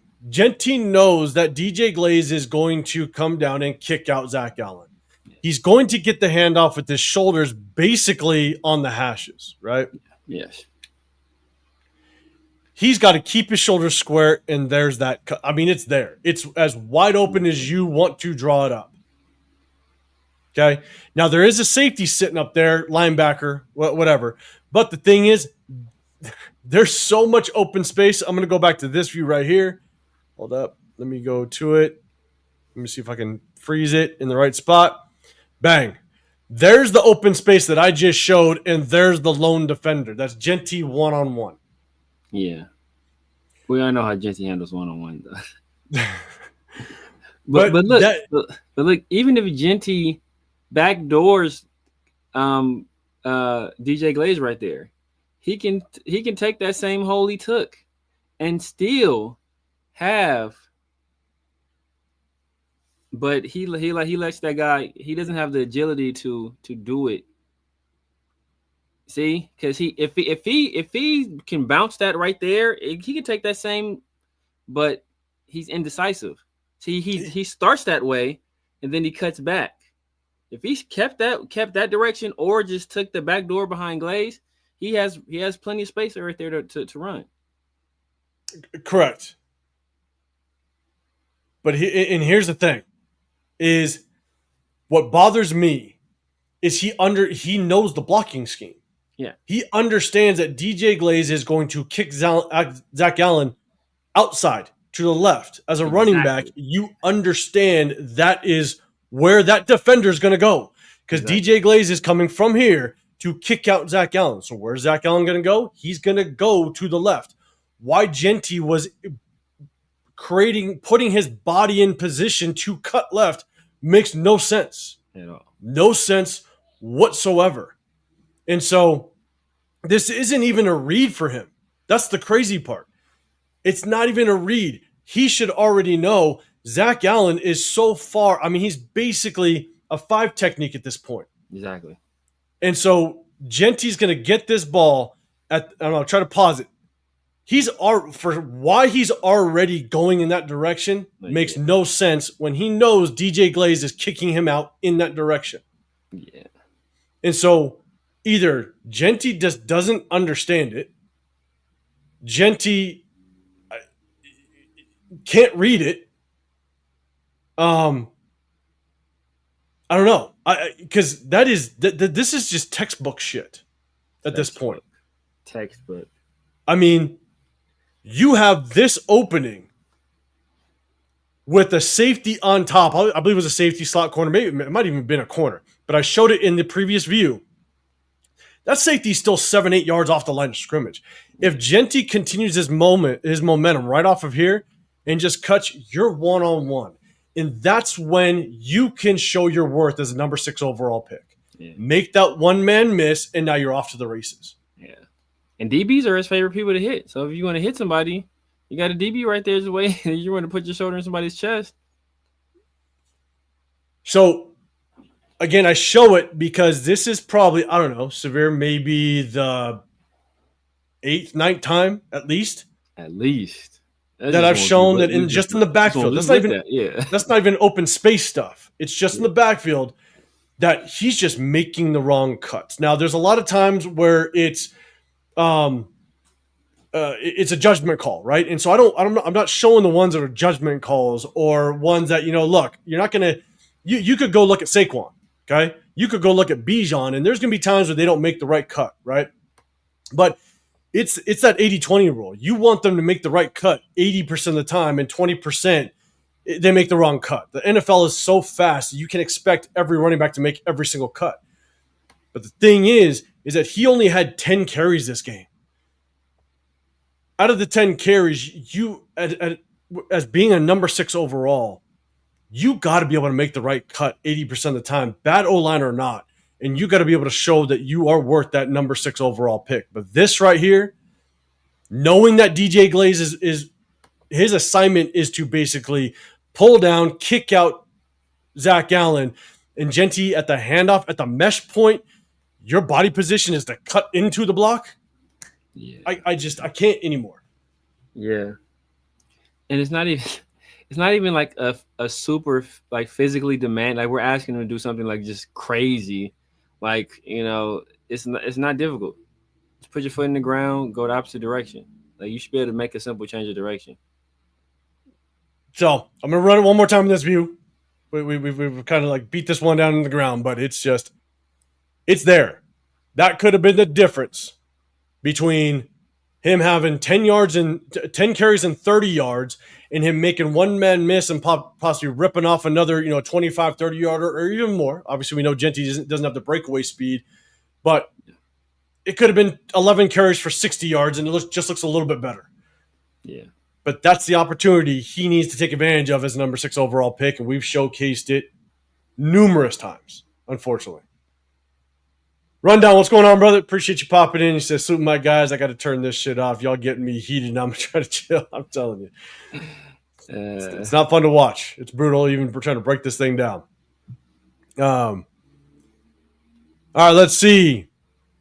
All right, as much as I said, Parham probably had the best game he's had in the last 2 seasons, last year and this year. I'm serious. It was pretty good. I'm not gonna lie. He did a pretty good job, and it wasn't all on him in the run game. He did a decent job. He, for the most part, did a really good job in pass blocking. But this one, this is signature Parham. Yeah. Parham saw we were laying 7.5 at home. He was like, "No, what? I'm gonna take the Raiders this week." This is signature. Oh my God. What are you doing? And I just want you to watch Parham's head afterwards, right? So you got Parham. I'm sorry. You see the linebacker walk up. All right. I don't know if he thought Genty was going to sit in, but Genty went on the wheel route. Yeah. But Parham goes to engage. The linebacker walks up on him. Doesn't take him. Again, I don't know if he thinks Genty's supposed to sit in and take him. I'm not sure. But watch Parham's helmet. Parham's looking behind, basically having that oh shit moment. Like, oh, was that my guy? Like, this is signature Parham right here. Looking backwards. But Parham's looking back behind to make sure Geno Smith isn't dead. I'm telling you. He was doing a wellness check. I'll give him Parham his flowers. Probably the best game I've seen out of him since last year and this year. But and technically PFF, which we all know how PFF is, it's really hard to judge PFF or even go off of their ratings. But PFF had him as the highest rated guy, but didn't account him for a sack. And I know it's hard because you don't know the blocking scheme. You don't know if how the offensive line was supposed to work exactly. And I'm not gonna come on here thinking I know. But when you have a linebacker walk up at basically the snap of the ball, and I'm going to pause it. At this point right here, you have to protect your inside shoulder. Every single lineman between Parham and Forsythe, you have to protect your inside shoulder because you have to engage with the man at the closest point of attack. And the guy at the closest point of attack is going to be your inside guy. Yes. And so this tells me Parham, this is most likely your guy. Yes. What they call it, the MDM, the most dangerous man. Yep. And that's the man basically with the quickest point to the quarterback, which is typically your inside man. So, again, I'll end it with that. Parham probably had the best game of his last 2 seasons. And I'm going to say it, and I'm going to end it with that because I'll probably never be able to say it again. But shout out to Parham. Especially he got Jordan Davis this week, so we'll see how that goes. Oh, Jesus Christ. All right, here we go. Is your boy Ty Robinson? Is he with the? That was your boy, right? Ty, did he go to the Eagles? Yep, he went to the Eagles. Oh my God. Ty Robinson was probably my favorite D lineman, starting in like the 3rd round. Yeah. Like if we were to get one, he was my favorite one. That's why they let Booker go. They're like, hey, you guys can have Booker because we drafted he took his job. Exactly. Yes, that's why I was so pissed. That's why I was so pissed. Because when we picked up Booker, I instantly remembered that Ty Robinson went to the Eagles, and I was like, was Ty Robinson performing well enough to be like, Booker, the future Pro Bowler potential, we'll trade him away because we drafted Ty Booker. Ty Robinson. They really sold us that bill of goods, too. He's going to be a future Pro Bowler, man. Watch. That's so nice. That Raider, man, I appreciate you. Appreciate y'all. Oh, my God. I know. This is just a quick example of why offensive line is so crucial, right? I know a lot of people want a Genty at number 6 and stuff like that, and I get it, but at the same time, got to understand that you're only as good as your weakest link. I know, Severe, you said it so many times. We've said on this show that you're only as good as your weakest link. And I'm not – this isn't necessarily picking on Forsythe because something happens when you look at the end zone view that it was hard for him. But, Genty had opportunity to take off on this one. But because of one missed block down here, you got Forsythe going against number 98 here. This is the reason why Genty didn't take off. Everybody had a hat in a hat, really good blocking. Yeah. And Forsythe unfortunately kind of lets his guy go. Now, I'll go in zone view, and it was a little tough. Parham doesn't really engage too well with his man. Forsyth, you really want him to get engaged quicker with 98, but Forsyth just kind of gets bumped off of his man. Kappa doesn't do a good job of just maintaining line of scrimmage with his man. He just shields him and rolls him off. So Forsyth just kind of gets caught up. But Forsyth was stronger and was able to kind of move his man downfield, kind of run his man into the linebackers, into the second level. If you had a good offensive lineman, I'll pause it.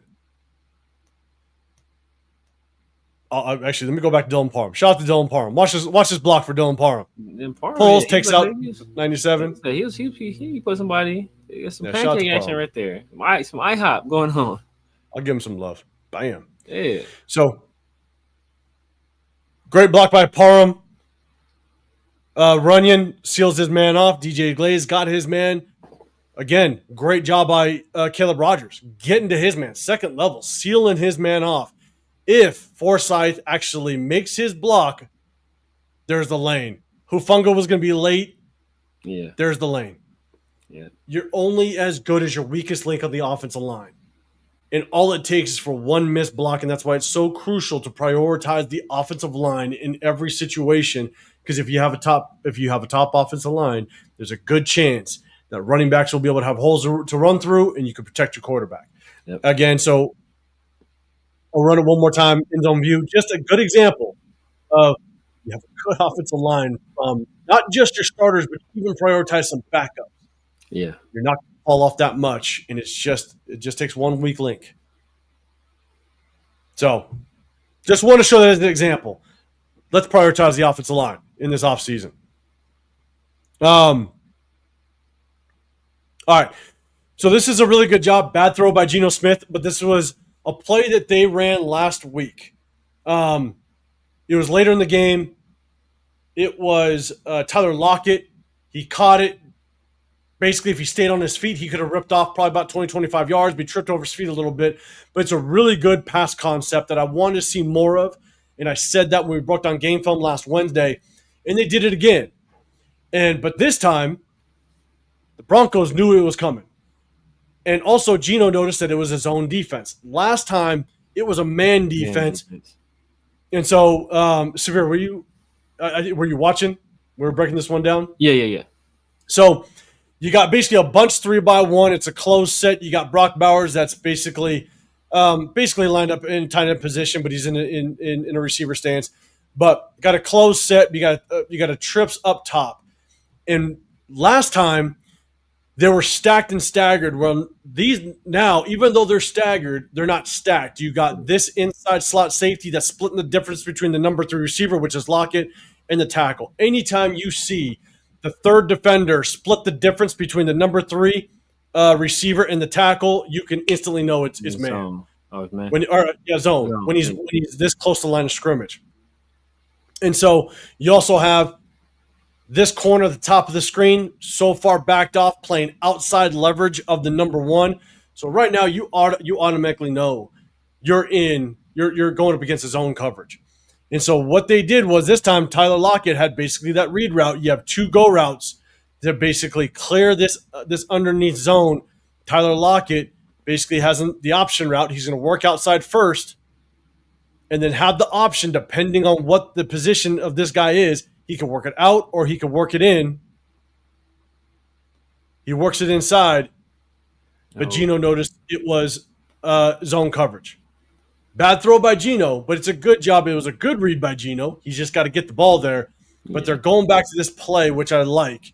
And like I said last week, I want them to go back to it because it's a pretty nasty route combination that's really difficult for defenders to keep up with. Good read, just bad throw. Yeah. Yeah, you gotta have the quarterback right there. You Absolutely. want a better throw. That could be a score if he leads him a little bit. But that's it. It's a score. If he leads them, it's Hufanga. Hufanga's not keeping up with Trey Tucker. No. But you're right. If it hits your hands, it's a catchable ball. That's basically what it needs to be in the NFL for a receiver. So But I just want to point out, it's good to see that route combination again. It's good to see Geno understand the adjustment to it, knowing that last time it was man, read it right, lock it. This time they saw a zone. Now he was able to see Trey Tucker cross over. But the Broncos were prepared for it, but Geno picked the right read, which was good. This is Besh's first catch of the game, and if people didn't see it, I just want to show it. It's just broken coverage, right? We motion Tyler Lockett down. Incredible Jack Besh.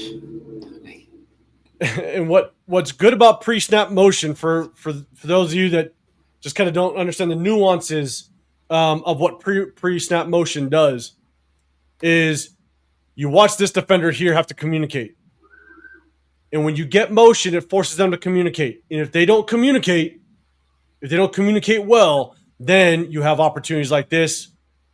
Miscommunication, broken coverage, and now Jack Besh is just sitting all by himself. So that was his first catch. Hey, that's Puka Nacua level stuff right there. God damn it. Jesus Christ. Don't start with me. Don't start with me. I got some more Jack Besh. We got a little bit of time. But I just want to showcase that because I know a lot of people, there's people in the chat going, you see him get open. Like, honestly, a lot of it was garbage time and it wasn't even him. It was just broken coverage. We'll see. Just want to let everybody know that's kind of what that first pass was. He did have a couple more. He did draw a PI, right? Didn't he draw? He drew a PI against Surtain, didn't he? I think he drew a PI against Surtain. He drew a PI, but I mean, I'll be honest. Like it was kind of. I don't even know if it was PI. Like it was. Those were rough calls. Yeah, it's like guys jostling. Another really good job by Caleb Rogers. Showcase this really quickly. This actually just kind of shows Caleb Rogers' balance. And it's not easy as an offensive lineman. So he's at the top of the screen right here. It's a nice recovery. He gets pushed off balance just a little bit, right? I mean, that arm comes off strong right here by this defensive lineman, right? The arm comes off strong, kind of gets Caleb Rogers off a little bit. But what Caleb Rogers does is he finds the nearest shoulder, gathers his legs, and he finishes. And to see a rookie do this is actually very promising. So I'll showcase it right here. Crosses his face, gets off balance, but he recovers and he commits. That's what I love to see out of a young rookie. Is as soon as he finds the shoulder, he commits and he drives them. Yeah. A lot of linemen that just don't have that athleticism, or even I want to say athleticism, just don't have that want to finish. Will let this guy through. Yeah. And so I really like this rep, even though he's beat initially. Yeah. His recover is outstanding. Recovery is incredible just because looked like he was falling backwards. Yeah. And he was able to turn his hips and get good solid contact. He's falling backwards. He's able to flip his hips and make solid enough contact to push the guy out of the play. I mean, that's really impressive. Yeah, and I say it, the key is always if you get beat or you get out leveraged just a little bit, if you can find that near shoulder and lift the shit out of the shoulder and just run them, just drive your feet, you're going to get the leverage. He finds a shoulder here. He's got it. Yeah. And you see this anchor, just the leverage he has in his body right now to get yourself in that position and then just all legs from this point and run them. I mean, he ran him. It's very impressive. I like the recovery off of this kid. All right, this is we'll go to the end zone view, but this is Besh right here. This is a catch late in the game for Besh. Just want to showcase it's late in the game. All right, but you just look at the soft coverage. Come on, man. That is some Henry Renfro level route running right there. Yeah. You see him beat that guy like a drum. And look, it's not about it. To me, it's not about the route running per se. It's just showcasing like this is what Jack Besh was dealing with towards the tail end of this game. This guy's playing 8-9 yards off on his heels. He's not working his way up the field by any means. He's going to give up every route underneath possible. So, Let's just not get on that Besh hype train. Surtain was worried about that hand going up, man. He was worried about getting, Randy run them streets, that hand go up. You know what time it was? Oh man, he was worried about it. Right away, looking at the China route. China route, yes. What up, my two? What's going on, man? Caleb Rogers. Showcase Caleb one more time. To me, man, just good lateral movement with his legs. Here's the thing, again, he gets beat again a little bit. This D lineman crosses his face, but he does a good job of just keeping his feet moving. A lot of times, linemen will get stuck in the mud. You might hear that with linemen sometimes. They get stuck in the mud. Their feet aren't quick enough to kind of gather. But I just like he gets beat, but he has good enough lateral movement to continue to work him down the line of scrimmage. Kenny Pickett does a good job maneuvering the pocket a little bit. So it's not great, but I just like the fact that he was able to kind of get lateral movement to maintain his body in front of the lineman, even though he was beaten. So I'll take it. Not perfect, but I'll take it. Take it. Yeah. I mean, I only saw him really get beat one bad time. It was like maybe the first or second play of the game. I think it was Franklin Myers. I think he plays for the Broncos. Beat him pretty badly. Then there's another time he got walked back. I think Geno kind of got the pass off quickly. But after that, I think at that point he kind of realized, you know what, I can play and like it was like, hey, he got those, like when anytime you play in the past, when you get in the game and you get tackled that first time, and then you kind of like, okay, the butterflies are gone, and you kind of get into the game. I think like after those 2 reps, he was like, all right, well, hey, this is just football. I'm back to playing football. Okay, I can do this. And from there on, it was pretty impressive play for the most part. That's why it's so funny, because when I played, I loved playing kickoff, kick return, because that was your first moment before going in and playing in the actual on defense or whatever. Then you get your first contact on kickoff, kick return. That's why I loved playing it, because you can get that first pop in, that first hit, and you woke up. Now it's game time. Exactly. So Andrew, Raiders could have Phillip Rivers. God damn it. We got players on this team younger than Phillip Rivers' kids. I know, right? Exactly right. All right, we got 3 more. I got Cedric Jackson's touchdown. We're going to talk about that in just a second. But I got just a few more. Another good rep by Caleb Rogers. But the rep that you were talking about, where he looks like he got pushed back a little bit, I have that rep. I clipped it. I was kind of just picking and choosing the ones I want to show. But he did. He got walked back just a little bit, but he anchored extremely well and was able to maintain his position and still made the guy. And got into Geno a little bit, but for him to be able to get walked back but then sink his hips and maintain his position was actually pretty impressive. And so not getting walked out like, oh, God, Will Putnam. Jesus, motherfucking God. That guy. All right, here we go. Really good technique. Great eye discipline by Caleb Rogers. He's right here. He's going to sit down. He just waits for the guy to come back. It looks simple. It looks, it doesn't look like an amazing rep, but just to know that he has the ability and discipline to understand waiting for someone to come back. He passed him on to Kappa. That was nice. That's nice. We haven't been able to do that all year. It's been a tough go. And you know what I noticed? And I'm like, what I noticed is, how even when Meredith went to guard, and Meredith just kind of like had a rough go at guard.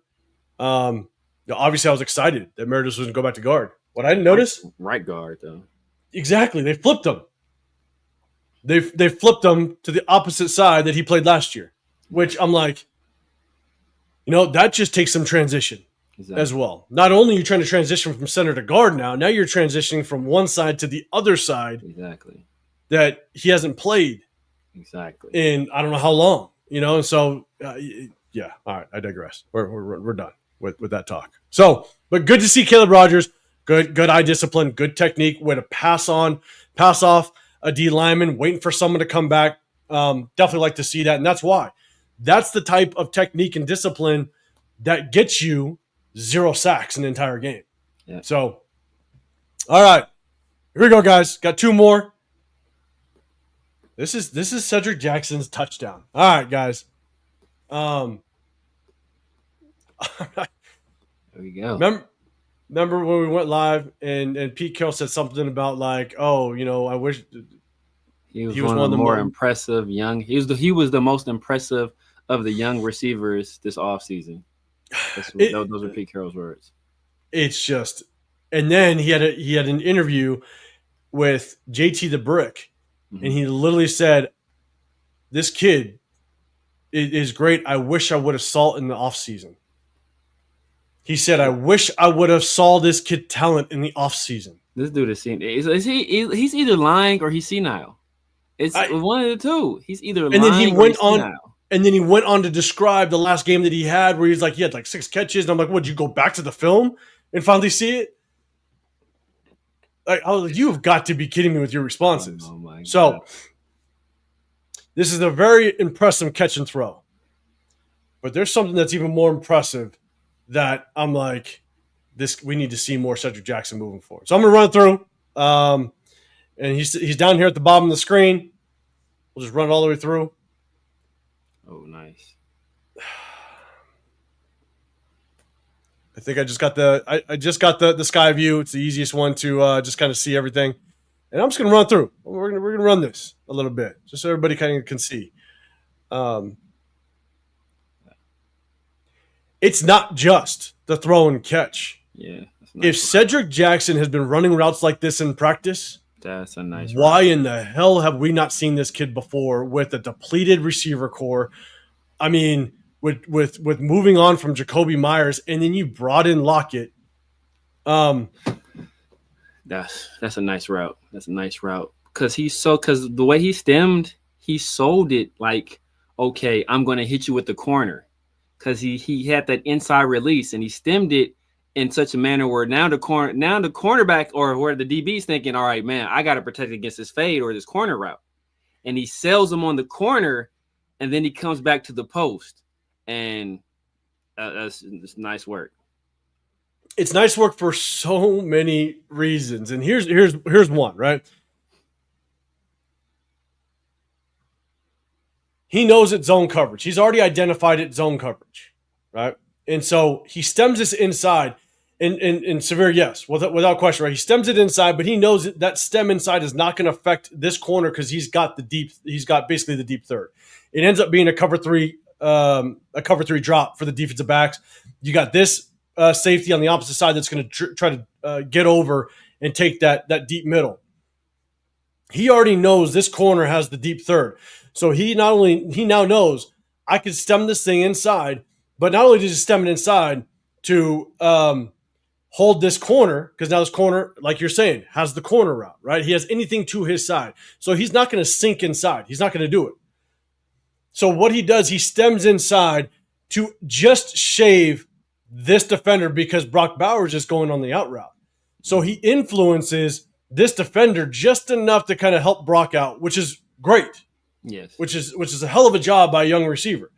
So not only does he stem inside to just shave this guy, he shaves him to stall him. He helps out Brock. Great job. This corner still, he opens, but he's going to stay outside leverage. Mm-hmm. And then the move at the top of his route. Yeah. Watch the corner at the top of his route have to open up because he knows, oh shit, he might go to the corner. This corner opens his hips just enough to hold him.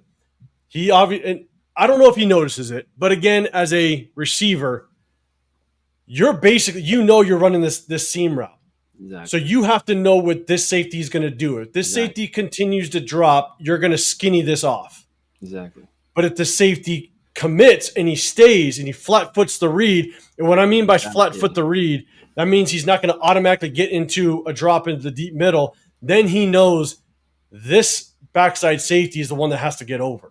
Yeah. So if he can freeze this guy for that split second, he's going to be wide open in the seam. But the move at the top of the route is what creates this entire opening. Nice.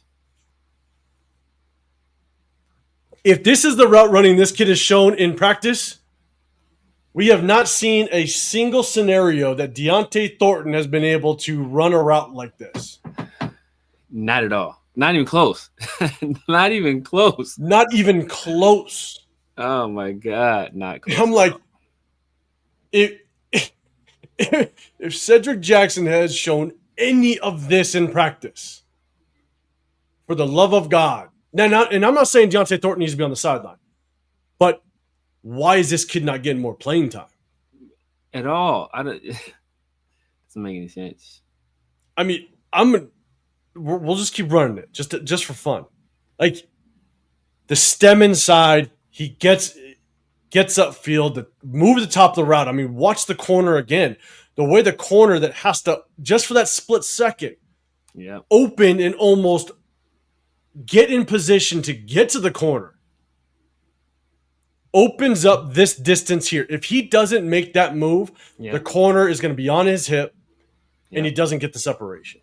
Because the corner is going to have to speed turn right there to try to get to that corner. So, like you said, he starts to open up, and then you said that's just beautiful route running right there. I'm sorry. That was just, and that was like you said, that was a beautiful throw as well. You give Kenny Pickett 2 gloves. The gloves was working. Yes, it was working that day. It was working. Not going to give. Yeah, I definitely got to give Kenny credit, man. That was a dart right to the back of the end zone. Yeah. But I think that's the tough part. Is why have we not seen more Cedric Jackson up to this point? Because if he just ran a route, and also, mind you, this is at the tail end of the game. This is where the defense does not want to get beat deep. They're going to keep everything underneath. Exactly. And so he's doing this. It's not like, and I'm not taking his shots, sorry for anybody in the chat, but like Jack Besh is doing all of his work against guys that are going to give up everything underneath. Exactly. He's doing this against coverage that does not want to get beat deep. They're doing everything to make sure they don't get beat deep. And so I don't know. I'm just sitting there going, if this guy does not get 70-30 reps with Tyler Lockett, oh my God, we're doing something wrong. Like something's going on. He's going to be inactive. He's going to be inactive. Watch. And I only say that because this wasn't the last series. Denver got the ball back after the score, and we got back on the field to try to get into field goal range or score, and Cedric Jackson was no longer on the field. He's not on the field. He's going to be inactive. He's going to be inactive. He got 2 plays this game. It was this play and the one before that. That is it. That's it. I mark my words. He's going to be inactive. So, yeah. So that's it. I wanted to end on that one. We're going to end on a good note. We're going to end on that Cedric Jackson touchdown. Guys, let me know what your thoughts are on Cedric Jackson. Should we see more of him? Do we need this kid to continue to show what he has going into the offseason? Chat, let me know. Hit that hashtag Raiders. We're going to go up to the big screen. Appreciate it.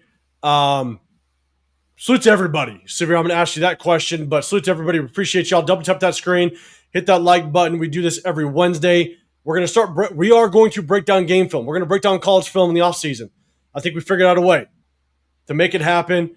So we definitely tap in for that. All the top prospects we're going to definitely focus on. But we do this every Wednesday, and we hit you guys post-game lives, break down the game film after every single game. But let me know, guys, should we see more Cedric Jackson? Severe, what's your thoughts? Obviously, we should have saw him a long time ago. I've been calling for Cedric Jackson and Justin Shorter for weeks. Like, it makes no sense. Like, why are we messing around with Ian Thomas? Why are we messing around with Tyler Lockett? Like, it makes no sense. Get these young guys out here, get them some run, see what they can do, and see what, hey, is this a guy that's a potential diamond in the rough that we can kind of mine some potential out of and turn into a rotational player? And is he going to ever be like number 1 or number 2 receiver? Most likely not, right? The odds are against him. But is he a guy worthy of being on the roster that's be some potential depth and that can carve out a role on your team? Like, find that out. Yeah. And just to kind of reiterate, and it probably wasn't just us. There's a lot of people, but when we did our own 53-man roster predictions of who's going to make this team. It was between Alec Bachman and Cedric Jackson. We felt Cedric Jackson provided a skill set, 4'2" guy, 6 feet tall. He provided an asset to this offense, an aspect to it that can make it very dynamic. But and the question is, he's been on the practice squad, so you do got to pose the question, like, why hasn't anybody picked him up? Like, you can get someone off the practice squad. So I don't know. I have no clue what is going on behind the scenes, why he hasn't had opportunities up to this point, week 13, 14 of the season. But based on what I just saw and what we just broke down, there is no reason with this receiver core why he should not get 70-30 reps with Tyler Lockett, a guy that if Pete Carroll is not on this, is no longer the head coach, Tyler Lockett ain't going to be here. Yeah, exactly. Tyler going to be out of the league. What's the point?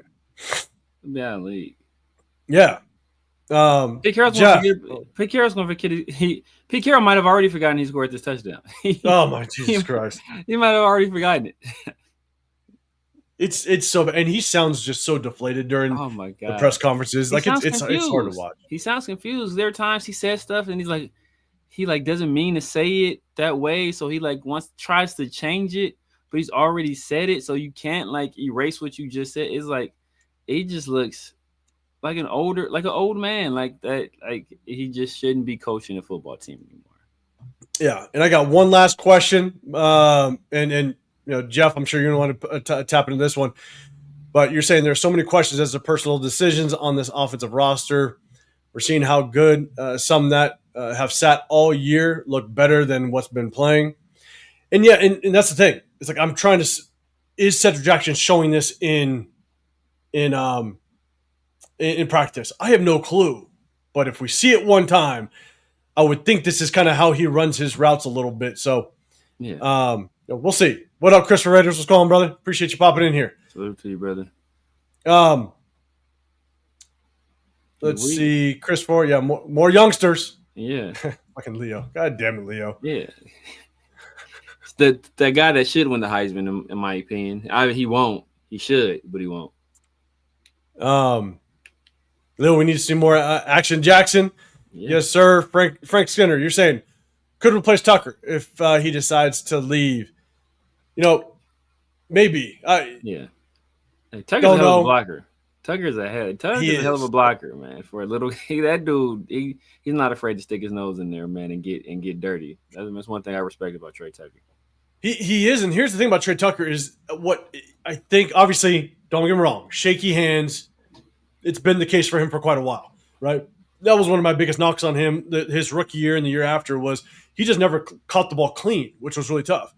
But in the same breath, we've never used him the way you should use Trey Tucker because of all of our issues in the receiver room. Devontae Adams leaving, Jacoby Myers being hurt a couple games last season. And then you come this season, and now Deontay Thornton doesn't look like a number one. Jack Best is struggling to really showcase what he's got. Brock Bowers is our number one receiver threat, but Trey Tucker, I think, just isn't. I mean, imagine if Trey Tucker went to look at just what Jacoby's doing, but imagine if Trey Tucker went to a team that had a true number one, number two receiver. Exactly. They could use him in so many ways that utilizes his skill set. Exactly. He's not a volume passing target. He's a guy that's in there that should be in there for explosive plays. Kind of like a gadget guy, right? He's a guy that's ideally a third or fourth option on your offense that provides some speed there, and you can do some real interesting stuff with, because of his toughness and because of his athleticism. But when you try to wedge him in as your number two guy to begin this season, and now as your number one guy, just because of the lack of other options, is just now he has Pat Surtain on him, right? Instead of a strong or weak side linebacker defending him, or him being able to beat zone coverage as the third option. Now he has the number one corner on him, and we see the results. Yeah, and Hits Boy, you're saying need to see more consistency first out of Jackson. The only way to see consistency if you actually see him on the field. Yeah, and what receiver, what passing target have we seen any consistency out of, including Brock? We've seen no consistency out of any passing target on this team this year. And so again, because we have no visibility of what we see in practice, but I'll tell you right now, if I just showcase Cedric Jackson running a simple, just ran straight and cut, what have you, okay, that doesn't tell me a whole lot. It tells me that, he may not be a much of a technician as it relates to route running, but to see that, I'm like, I want to see more. Yeah. I'm not saying that he's going to all of a sudden take the top off and be a great receiver. Exactly. I just want to see more. And based on the receiver core that we have right now, Tyler Lockett, Deontay Thornton, Jack Bech, like, this kid deserves a shot. There's no reason not to see more. Yeah. But I agree. Definitely need to see more consistency. But in order for us to see it, let's put him on the field and check it out. So here's my last question before we get out of here. We've now seen Caleb Rogers, 17 snaps last week. We've seen a full game this week. And I'll be honest, I watched every single snap multiple times.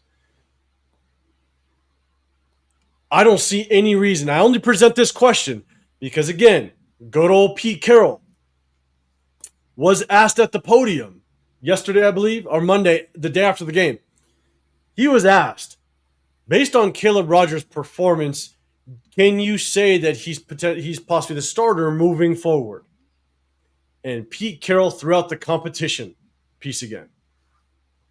Pete Carroll just threw out the competition word again, basically saying we're going to see how he can do. We're going to see how he performs. We're going to see how he does. And I'm during practice, and I'm sitting there going, wait a second. Even though Dylan Parham had a good game this week, we know what Dylan Parham is. I'm sorry, like that's a one-off. There's no reason why Dylan Parham should be seeing the football field at this point.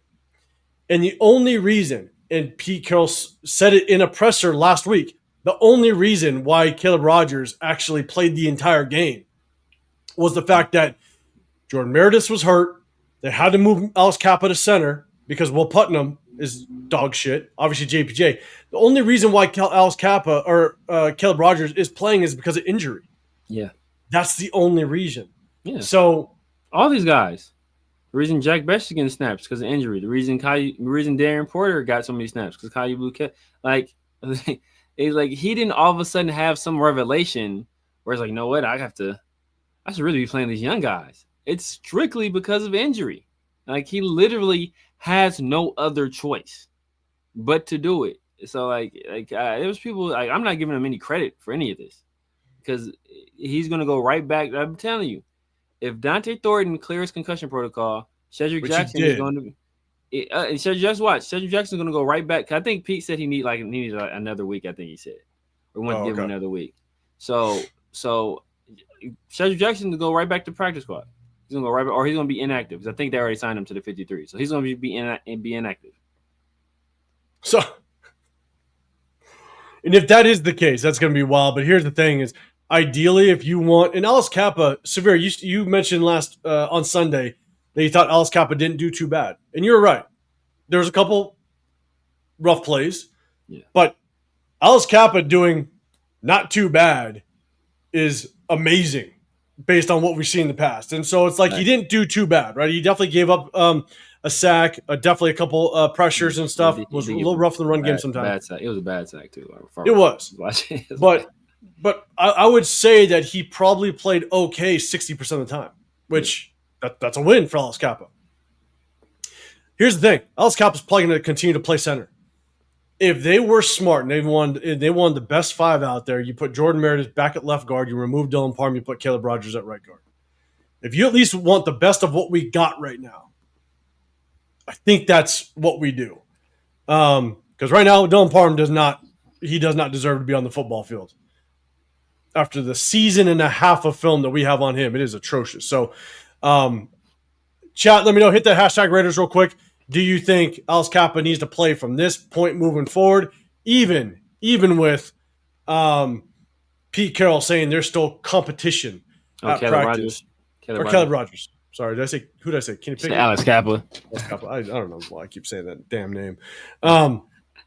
So let me know, guys. Hit that hashtag Raiders. I'll pull it up. Appreciate it. Leo, the meet and greet, man, we probably had about 40 people at the meet and greet. It was pretty good. It was a good turnout. Too bad Chris missed it. A lot of super fans out there, unfortunately. But shout out to If you guys Afakasi. haven't checked it out, man, check out the it's on your channel. I think I watched it on your channel, right? No, it's only on Spicy. It's only okay. Yeah, Okay, I was watching it over there. Okay, yeah. So yeah, check out the event. It's on the Saturday before the game. 805 doing his thing, man. He's trying to hold it down. 805, she was trying to keep it real as possible. Without just not destroying people's hopes and dreams. It's like, we gotta kind of lose to have the pick, and they were like, no, you gotta win. You just win all the time, no matter what, you win. And I was like, I don't know about that. I had enough shots in front of me to get through it. That's for sure. That's the real thing. But yeah, no, it was a good event. Shout out to Spicy Raider. She basically putting it together, getting people involved. It was a good time. And shout out to Afakasi Raider coming out and joining. It was a good time. Good seeing him. LS throwing a super chat out there, man. Said, apart from the O-line, it's virtually impossible to figure who's worth keeping. The entire offense has been a mess since day one. No one is used properly. Yeah. I think that's why it is the hardest thing to assess this offense, because we know what we had last year. We weren't too far off. Everybody was like, we just need a guard, and we could have a good, like a serviceable to good offensive line. Exactly. And now we're like, we just look like trash across the board. Yeah. And we needed to replace. We're back. We needed to replace Parham. That's what we needed to replace Parham. That's like literally. That's all you had to do was replace Parham. That's like you needing. I like you know what, honey? We just need a new refrigerator. This one's on the fritz. They can't get his new refrigerator, and baby, I heard I'm remodeled the whole kitchen. Like now, we're not going to be able to use it for 6 months. But it's gonna be beautiful when you all we needed was a new refrigerator. Like, why'd you do all of these other things when this is literally all we needed? I'm with you. And again, is it Brendan Carroll just making just horrible decisions with the switch up of positions and starting guys out of position and moving guys around and do all that stuff? I mean, even just I could see Pete Carroll sitting around the dinner table with Brendan Carroll being like, man, maybe we should move Jordan Meredith back to guard because he had a pretty good season last year. Halfway through our season this year, it's just like, are you kidding me? Yeah. And that was his reasoning why they moved Jordan Meredith back to guard, because he had a pretty solid season last year. It's like, so you switched him? You don't say. Ah, Jesus Christ. Yeah. So it's hard to tell, but I am going to lean on the fact that some of our offensive linemen did well last year, and hopefully we can build off of that if Pete Carroll's fired. If Pete or let go or walks away. If Pete Carroll's still rocking for next year, we are going to have it's going to be rough, people. I think it's going to be rough. Chris will have more vacations lined up. Oh, yeah. Definitely. Yeah. J-Dog, Laker Nation, Kenny pick 6. Chris 4. You're saying Rodgers should start? I think so. And Leo, 40, damn, that was 40 more than that Raider reporter. Man, yeah. So, real quick, Raider Nation 510, Brendan Rice getting called up. That would be wild because we signed Brendan Rice. If Brendan Rice gets called up and actually gets called to the 53, and Cedric Jackson doesn't, that's that SC stuff. The USC ties. Oh shit, you're right. God damn it, man. Just another thing we can complain about. I watch it all next year. Pete's back. I don't blame you. It'll be a rough one to get through. I gotta get out of here. I will say this though. Yep.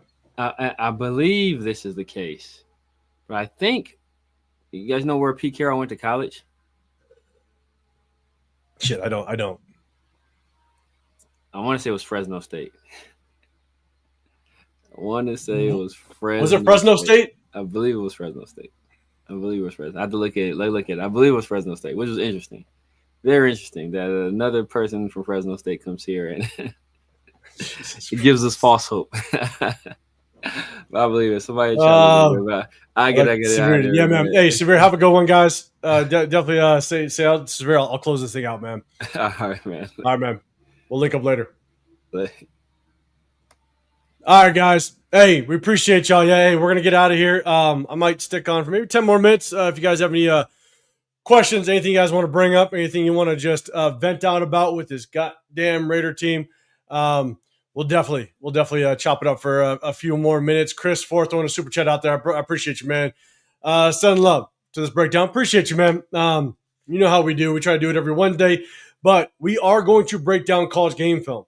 Here's the thing is I zoom in on the plays because we're trying to, and we do it in the vertical so that, YouTube doesn't shut us down. We tried to do it in the landscape and just demonetize the video so they don't get us, but they just shut the live down. And so I think what we might do is we might just do the same concept. I might just go look up the YouTube videos and I'll be able to cut them up. And we might be able to do the same thing in vertical, zoom in a little bit. So you may not be able to catch everything, but enough. And we're going to break down game film, all the top quarterbacks, maybe some of the offensive linemen. Obviously, we're probably going to be in the market for at least one offensive lineman at least. We might take a look at some of the safeties out there and maybe some linebackers as well. I know a lot of people like some of the edge rushers. So we're going to break down game film throughout the season. And I'll tell you, as soon as the season's done, I think I'm going to start working. I'm going to start cutting up. We might wait a little bit on the quarterbacks because we got to see who's going to actually declare and come and declare for the draft. And so we'll wait a little bit on that, just a little bit. But we got a lot of prospects to go over, and I think that's kind of the way I'm going to do it because typically the college football, they have the all 22 like I show you, but it's not accessible. It's not accessible to just any old person. Like you need to know somebody on the inside that will give you access to that film. So they don't have just some all 22 on a website that you go to and look at. So because I don't have access to that, I do think because we've been able to do it in this format, vertical, and I zoom in on some of the clips, I think we can pull it off. And so look forward to breaking down some game film. Obviously, Mendoza, a lot of people like him. So we'll definitely break down that game film. I know a lot of people talk about Bain. They like Bain. I got my opinion on Bain. I've watched him a little bit, and I'll definitely share that with you as well. But definitely tap in with that. And we might start the start him, bench him, cut him a little bit early because, this is going to be a rough one. Unless I'm not dragging my ass out of bed at 3 a.m. to repeat all this bullshit. Fool me once, shame on you. Fool me twice, shame on me. I know. And man, you in Australia, man, you crossed the way, so you waking up like that is wild. So, man, I appreciate you always tapping. I appreciate you being a member. I appreciate you being a subscriber. I appreciate everybody that hit that sub button and all the subscribers and everybody that's rocking a super chat, man. Leo, I appreciate it. I think you guys are going live at 7 o'clock. I think, guys, after this, that's why I want to get off of here. Go over to Leo, Jeff, Jay, all those guys. They're going live as well. Tap in with that. They're always a good time. Without question. I always check it with them as well. Let's see. Raider Nation. Any chance Archie Manning declares for the draft? Tom Brady can convincing power. I'm hearing everything that he's going to wait till next year. That's what I'm hearing. I don't know, but the thing is that it's a game, right? It's all about your draft position, where you potentially are drafted. So if he sees a wave of I think that's what Anthony Richardson did. I think Anthony Richardson came out and declared for the draft earlier than he should have because he knew what was about to happen. He knew that Caleb Rogers, Jaden Daniels, Bo Nix, Michael Penix, all those guys were going to come out in the draft. And I think he just basically was like, look, if I'm going to have a high draft, he was basically the third ranked quarterback, which I thought was wild. He was the third ranked quarterback behind, I think it was C.J. Stroud and Bryce Young at the time. So he just knew his value was right, and he was going to be a hot commodity at that time. So I think that's why he declared. So Archie Manning, if people start pulling out and they're saying, "Hey, I'm gonna wait for next year," he might. I don't know. So I want to see just kind of how some of these quarterbacks make their decisions moving forward. Isaiah, y'all, and Tape Don't Lie. I enjoy watching them. Yeah, shout out to Tape Don't Lie. They do their thing as well. Right away, great show. Embarrassing. Appreciate you. Right away. Coaches, start them, bench them, cut them. Pete, Andy, Jim. Man, you guys can. Are you saying are you Andy Reid? Are you saying Jim Harbaugh? Are you saying Pete? Obviously Pete Carroll. Let me know who you're talking about. We'll do it real quick. It was Lane Kiffin. I got you. I got you. Yeah, it was Lane Kiffin. Armando. All right, real quick. What do you think about Diego Pava looking out for me, Armando? I have to watch more. This is kind of when I start diving real deep into the quarterbacks. I've watched quite a bit on Diego on Fernando. I've watched quite a bit on him so far, about 3 games or so. I definitely want to watch more. I try to watch at least 7 games. I like to watch a couple games in the beginning and more towards the end. And so, what I see out of Fernando Mendoza right now, there's a lot to like out of him, without question. He does a very good job of going through his progressions. He's got great body control through his progressions, which tells me that he's coached up well. He's prepared well. He does a very good job of reading defenses. I think he's got really.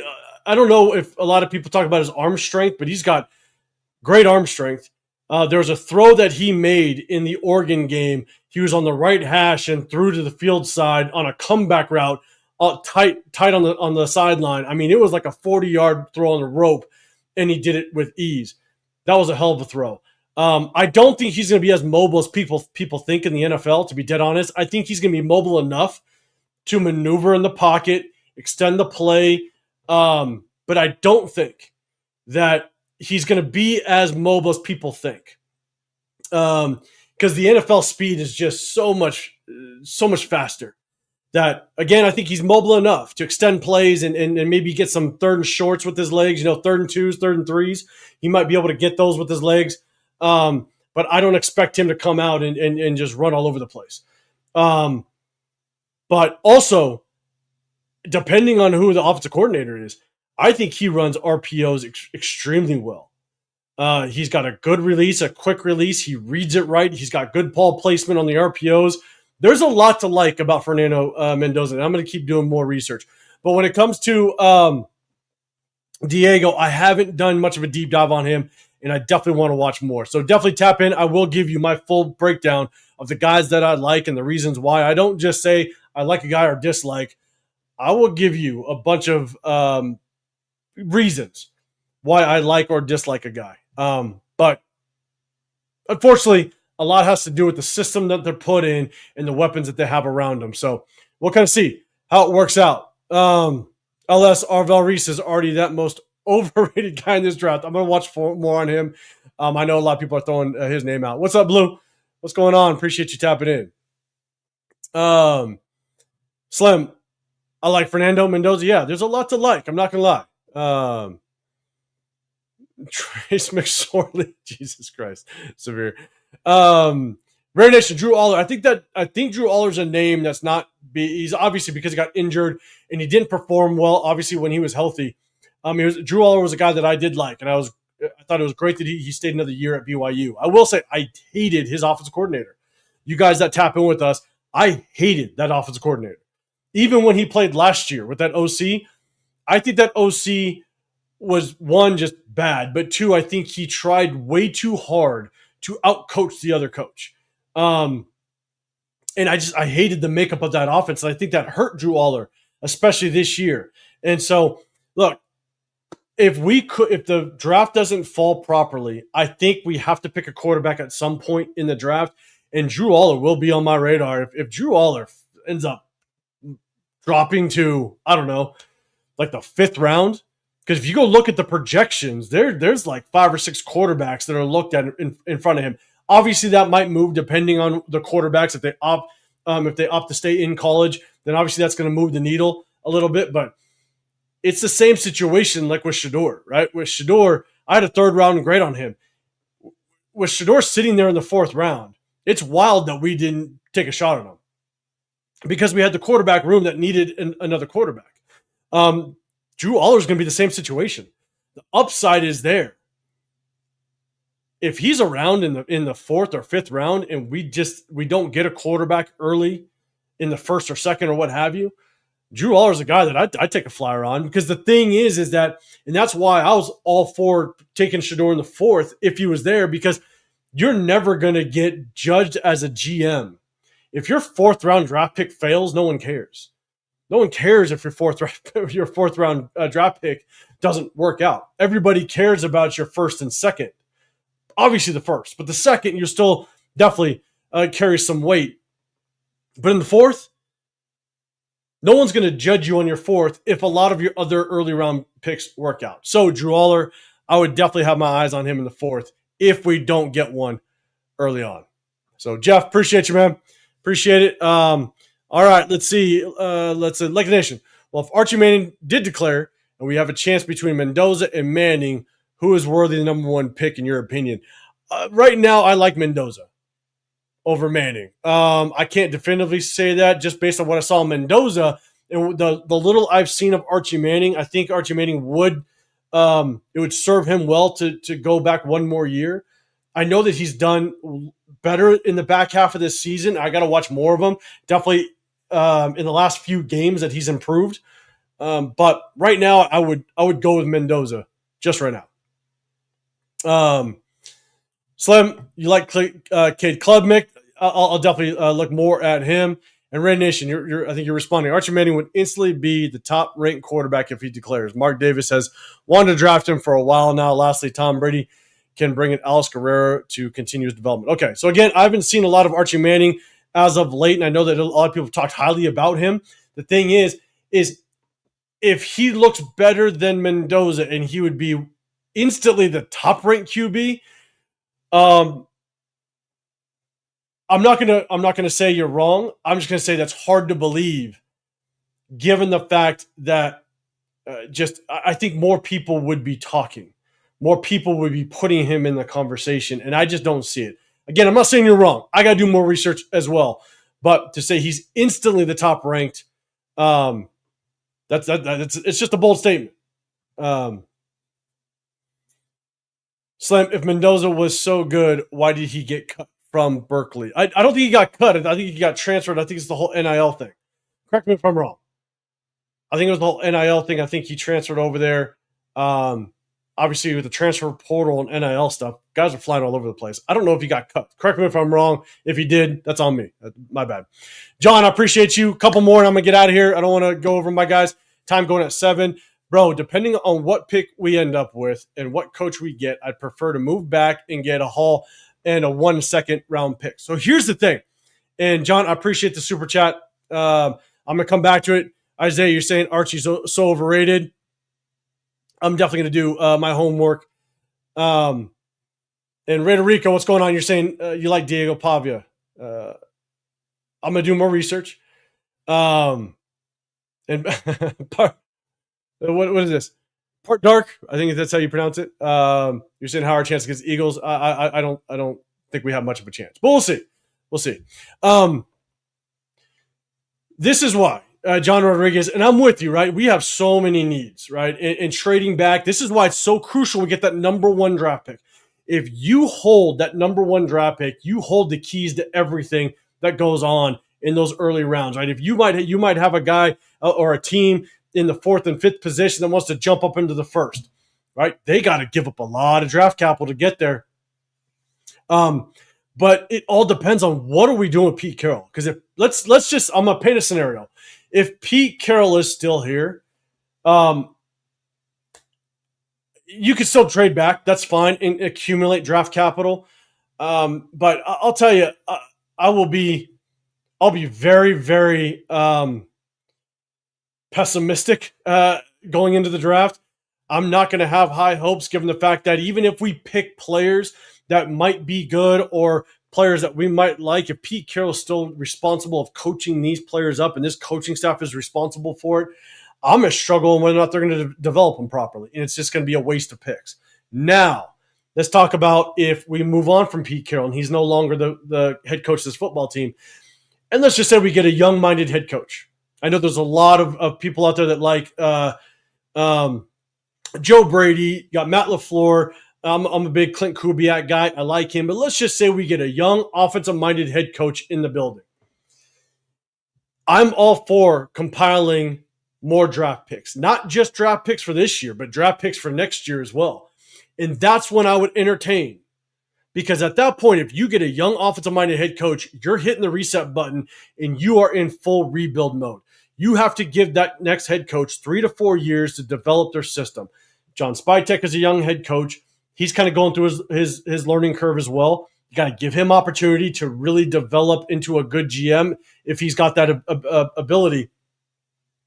But we as a fan base, if we bring in a young offensive-minded head coach or a young defense, right? Again, if we don't get my top 2 picks, probably my third top pick is Brian Flores over with the Minnesota Vikings, a good defensive-minded head coach that maybe could bring in a former head coach that was an offensive play caller, kind of build that way. But either way, let's say it's an offensive-minded head coach. You now have to sit back and give him the 3 to 4 years to build what he wants to build. And by doing that, that's when, in my opinion, you now have players on the trading block. And it could be a Max Crosby. Because you're now in full rebuild mode. It could be a Max Crosby where not only do you could get your quarterback this year. You stick at number 1 or number 2 and you pick your quarterback and that's fine. But then if you trade Max Crosby, because he will have massive trade value with the contract that he has.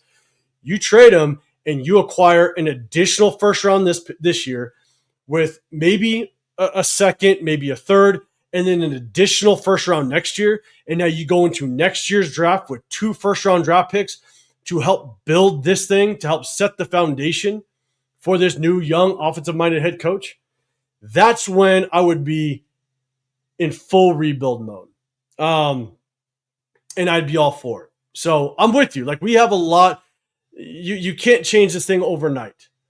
But I will say that it can be done. It can be done if you bring the right guys in. It's not like it hasn't been done before. You look at what the Washington Commanders did last year, right? They just put the right pieces in place. These are all still professionals. It's not like these are, there's such a massive performance gap between each and every roster. There's a reason why a lot of games every single week are extremely competitive. It doesn't matter if you're the number 32 team or the first team. Games are still competitive through the third quarter. It's because they're still all professionals. And so it can be turned around. And when I say turned around, it doesn't mean turned around, you're winning a Super Bowl. It means turned around and you could all of a sudden win 8 games. You can go from winning 2 games to 8 games if you put the right head coach, the right coaching staff in play, and you add a couple pieces in the right areas that you can now start to build some success. And I think that's what, for me, when a lot of people say we're so far from turning this thing around, the question is what does turning around mean? And to me, turning around means win 6-7 games, max 8 next year. That's turning things around, and I don't think we're that far off. We just need a couple decent pieces, and we got the salary cap next year to do it. We got the draft picks. I think we're going into next year right now currently with, I think, 11 draft picks. That's quite a few draft picks to mess around with. And if you move around a little bit, you acquire a little bit more, I'd be okay with acquiring some additional draft picks for next season just to build and create the foundation for the next head coach. So I rambled on. My bad. Let me get through a couple more of these. Let's see. Rederico, he's like in Mad Max. He's like Mad Max in QB form. I think, Blue, you're talking about coaches a little bit. Let's see. The Silver and Black. I like Dante Moore a lot. There is a lot to like about Dante Moore. I watched 2 of his games so far. There is a lot to like, but again, I don't know if I'd pick him if we're picking number 1 or number 2. I just don't know if he's there, if the value's there. But that's all dependent on what value is at other positions, right? Is there like a top offensive tackle? Is there just another position group, a player at another position group that if we stick at number 1, do we pick there? I do like Dante Moore. I'd be willing to, trade back 2 or 3, maybe even 4 spots and knowing that even if someone picks up and say they pick Mendoza or something like that, we still can get Dante Moore and acquire a bunch of draft capital. I wouldn't be opposed to it, but I got to do more research on him.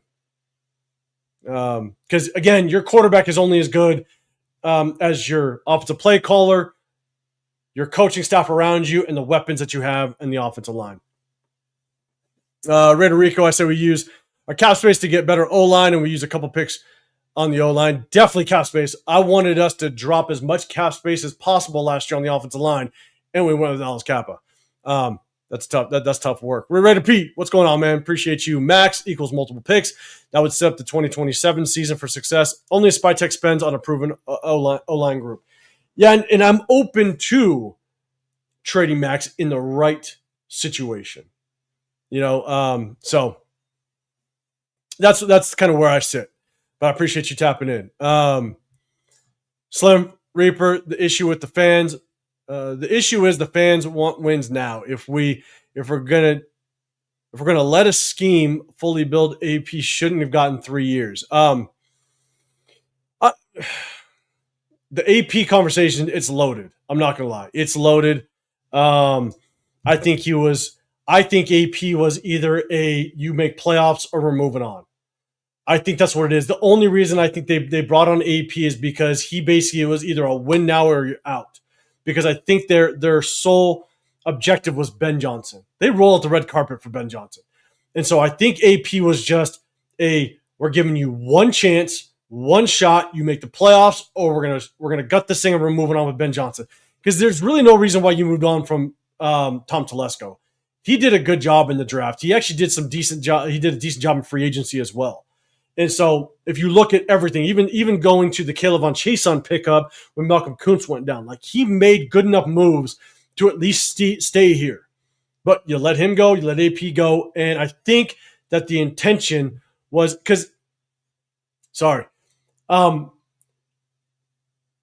there's a reason why you took on AP and you didn't go out and got a true head coach. AP was coaching high school football 5 years prior to being our head coach. So there's no reason why AP should have been the head coach in reality, because he didn't take the proper channel and he didn't have the proper experience, right? So I think what they did was they took a flyer and said, look, we're not going to go out and go get a true head coach. Why? Because if you go out and you do the interview process and you get a true head coach, you got to rock the 3-year process. But they wanted Ben Johnson. And so they weren't going to commit to a brand new head coach that had the resume because they knew they'd be out of the Ben Johnson sweepstakes. So they gave AP a chance and said, you're basically going to win now, basically sniff or go to playoffs, or we're going to move on. And obviously it didn't work out. And they moved on. They rolled out the red carpet for Ben Johnson. That's what I think. I could be wrong, but that's what I think. But if we let Pete Carroll go, or if he retires, and we bring in an offensive-minded head coach, this fan base has to give this head coach time. Give him time. And when we say turn this thing around, if we win 2 games this year, you got to be okay with a six game winning season, and being competitive. I mean, if we see a bunch of blowouts, it's going to be tough, but you still got to trust the process. But if we win 6 games and we're competitive in all the other games, you got to continue to trust the process. That's just my opinion. You guys can agree or disagree. So, Renation 10, you're saying round. Kid Proctor, I think that's the offensive tackle. I'll definitely take a look at him round 1 or round 2. Man, I'm with you. I love building in the trenches. I wanted Talisi Fawaga 2 years ago. I wanted Kelvin Banks this year. Just didn't happen. I wanted Mekhi Becton in the offseason or Trey Smith, but obviously the Chiefs franchise tagged him. But we didn't, and that's kind of where we sit. So, Jar, appreciate you popping in here. Last one, I say it could have worked out with AP if they gave him time. Never mind pairing him up with Champ Kelly. Maybe. You never know. Obviously, we won't know moving forward. Could have. But I do think that was the intention, in my opinion, of AP. Win now or you're out, and we're moving on, and we're rolling out the red carpet for Ben Johnson, because they sure as shit did, and they failed. So, kind Cool. Hey, guys, I appreciate you. I appreciate all you guys tapping in. I'm going to get out of here. Make sure you guys go hit up Jeff, 401 Raider Jeff, Leo, Cheeto Linus, JLV Raider. I think they're live on right now. Go check them out. They do a good job. They go live. We broke down game film of our Broncos game, and we're going to hit you guys up after the Eagles game. After the Eagles game, we'll go live, kind of give you our post-game reaction to it. But definitely tap in with us because we're going to break down game film next week. Again, we only do it because even though we're out of the playoff run and the season is kind of in the shitter, we still got to figure out who we want to prioritize in the offseason because we got a lot of last year contracts, 1 year contracts, and we're gonna have basically a flip of this roster next season, and we got to figure out who we want to hang on to. So tap in with us. We appreciate you. Hey, I really appreciate all the subscribers, everybody that was in the chat. Appreciate the viewers, but I appreciate the super chats and all my members. I appreciate all my members. Just a way of supporting the channel. I can't show love enough to all you guys. So appreciate y'all, man. Hey, have a great rest of your evening. Tap in with us this weekend, and we'll rock out. Appreciate y'all. Have a great rest of your day. See you on the next one. I'm out of here.